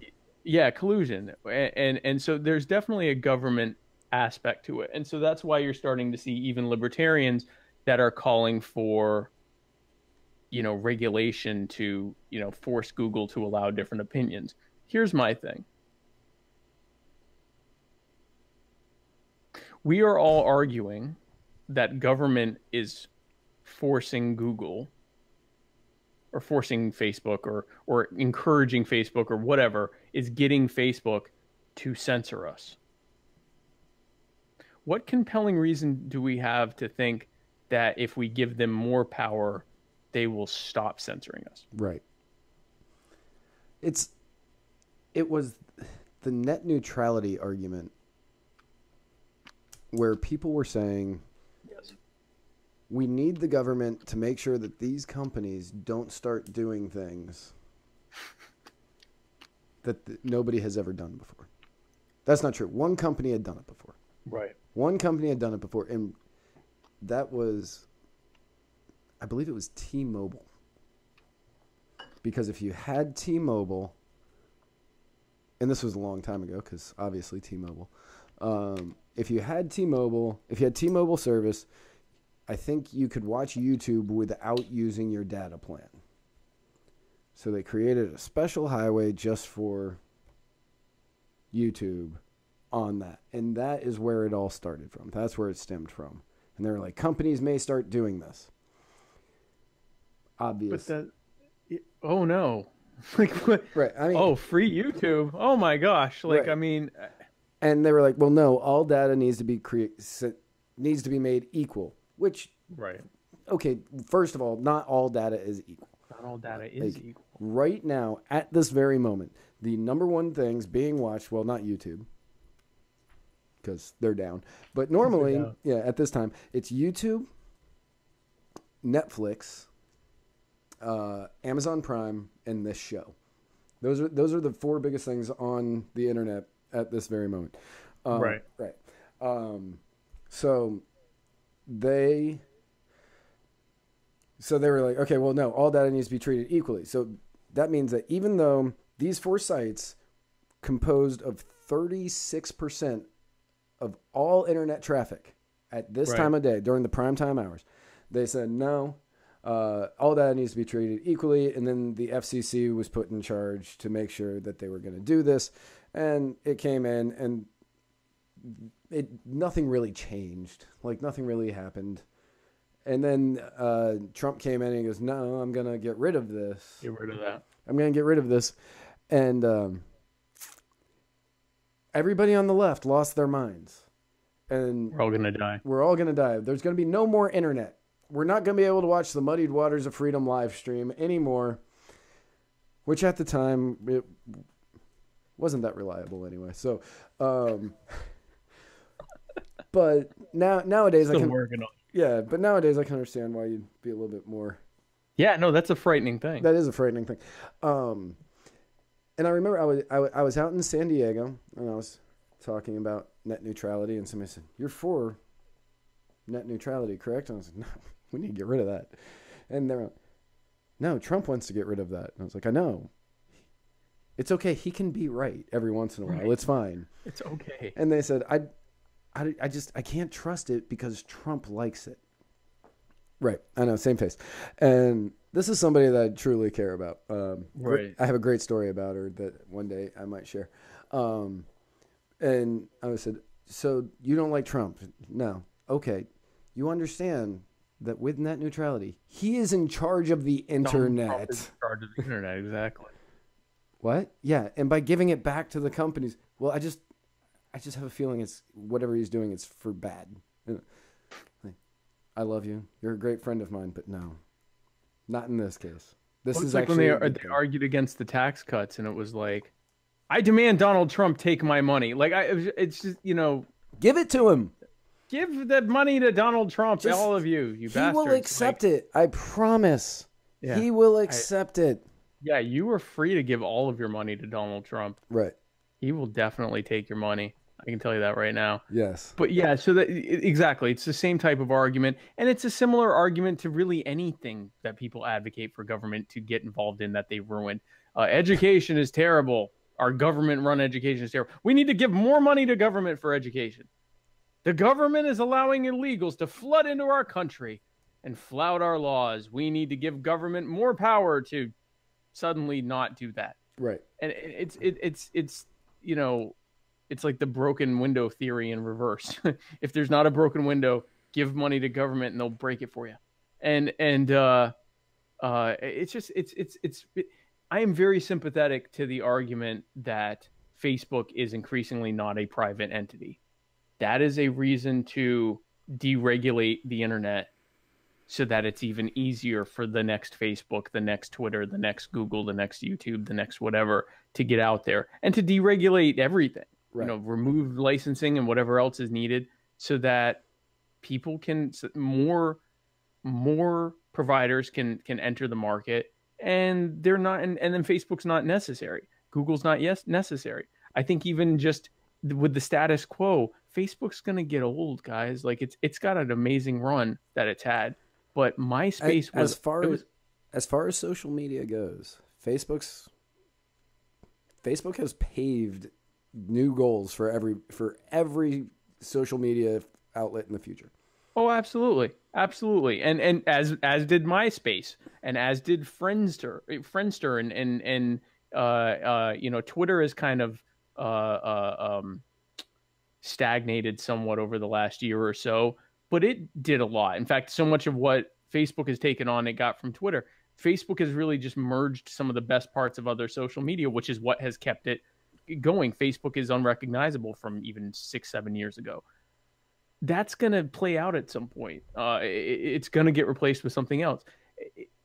when you push for government to be more involved in something because of a fear of something that government is doing, that's laughable. Like you're saying it would be like, this person's going to beat me up.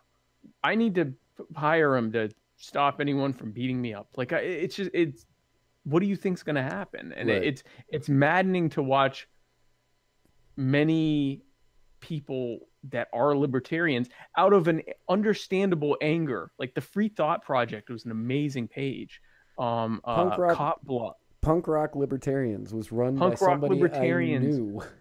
Yeah, these are like amazing pages that were gotten rid of for the stupidest of reasons, and it's not going to end there. They're gonna keep purging. I actually hope, not our page, of course, but I actually hope that every single page that took my meme without I hope that they go too far, and that it triggers people leaving, enough people leaving that a new thing can be formed that's viable. Because the sooner this blows up in Facebook's face, or they reverse track and go, okay, you know what, we're not going to do that. The sooner that happens, the better. The more you inject government into it, the less market forces are able to influence positive change from a company. Because I can tell you right now, if government gets involved and says, well, we're going to tell you who you can and can't allow, Facebook will go, okay, but you have to do that. You know, we want you to do this and this and this and this to entrench our dominance and make sure that we never go away. So now you've gotten rid of it. You've made it even harder for there to be a potential replacement for Facebook. And now the government's going to decide whether you're allowed to be on Facebook or not. Right. And for all the backlash that we give MySpace, all the times that we make fun of it, Tom gave us everything we wanted. Tom never failed us. He gave us timelines in order. Yep. He allowed us to make the page look however we wanted. Oh, yeah, that's right. Yeah. He was teaching us coding. Yeah, I liked using my HTML skills on MySpace. He never deleted an account. Tom gave us everything, and we just... No. We're going with the young Harvard dropout. Shout out to the dropouts. But we... now, Tom, to his... Tom didn't... It wasn't a sad ending for Tom. It was not a sad ending. Right at the peak of MySpace, what was it, News Corp bought it? I think News Corp bought it. No, Rupert Murdoch. Yeah, News Corp. Okay, was that News Corp? Yeah. Okay. Rupert Murdoch, Fox News, Sky News, all that stuff is News Corp. That's the main company. The Wall Street Journal and all that. Yeah, News Corp bought it for however hundred millions that they bought it for, it was billions, insane, whatever. Yeah. So Tom's good. Tom's doing well. Maybe we ought to reach out to Tom to make the thing to replace Facebook. We'll call it Tom Book. Tom Book. With the vast audience that we have here at the Muddied Waters of Freedom. Oh, yeah, no, we're going to make a movement here. Yeah. Start Tom Book. Matandis followed by Tom Book. Yeah. Hashtag Matandis. Hashtag Tom Book. Hashtag Tom Book. Somebody must know Tom. Or know somebody who knows Tom. I want to be friends with Tom again. I won't delete you this time, Tom. I never deleted Tom. I definitely deleted Tom. How could you delete Tom? He's just smiling. Sitting there at the computer, just smiling. Because I always felt like Tom was watching me. And, everybody could. I had a very public profile, much like I do now. Right. But for some reason, I didn't like that. He was smiling at you, so... Well, yeah, and he knew what I was doing on MySpace. He knew what But it turns out he didn't care, and he was okay with that. He was fine with it. And Tom, we took you for granted, Tom. We love you, Tom. We love you, Tom. We miss you. Tom, please come back. After 13, 14 years of Mark Zuckerberg, we want Tom back. We want Tom back. We want Tom back. Make Tom great again.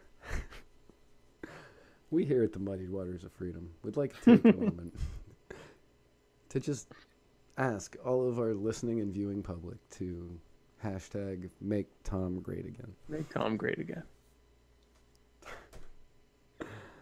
Did we miss anything? I think we got everything. We crashed YouTube.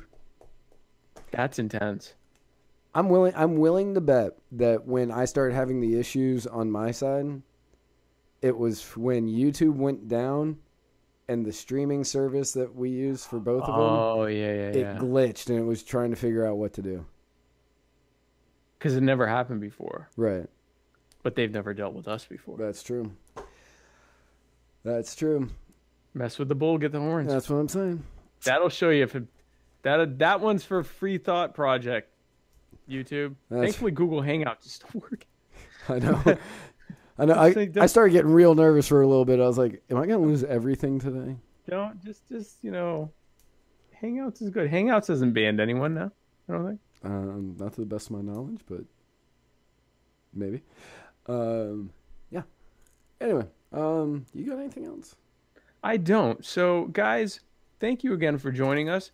Tune in tomorrow night. I will have Lou Sander on my show. Old Lou Sander. Lou Sander. Where we're going to pretend that first episode didn't happen because it was horrible. Lou was great, but I was still very nervous and had no idea how to use OBS. Right. And so we're gonna redo that. That wasn't a real first episode. Yes. And there is not going to be a writer's block this week because I was supposed to record one yesterday, but my medical issue that I was sending you pictures of kept me from being able to do that. It's his eye, by the way. For anybody, guys. Yeah. Because that sounded different. Right. Yes, it wasn't anything like that. It was not. There was no privates. Right. But it was just the eye. And I was thinking about going live, but I have a different medical issue that I'm hopefully getting fixed on Thursday, so I won't be able to go live on that.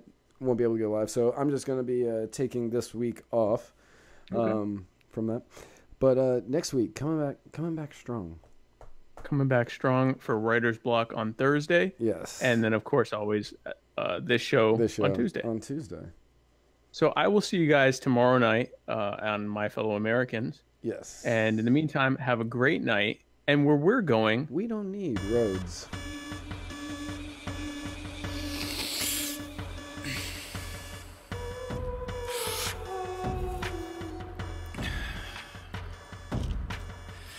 .30, God, I hate that sound.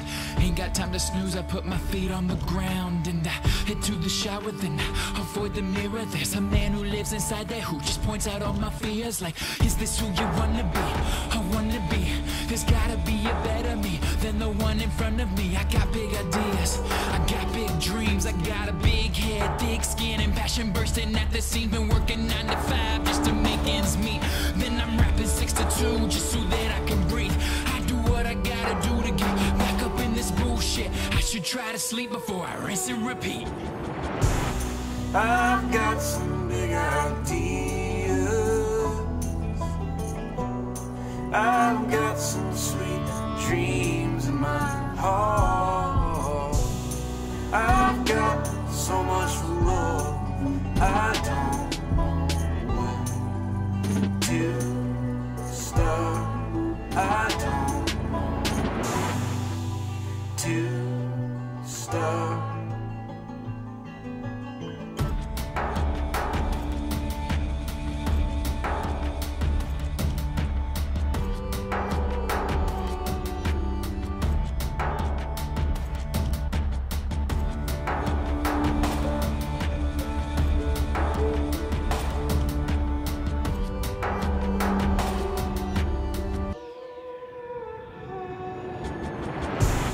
I've got some big ideas.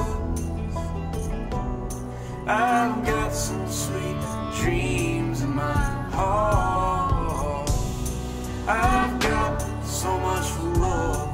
I don't know where to start. I don't know where to start.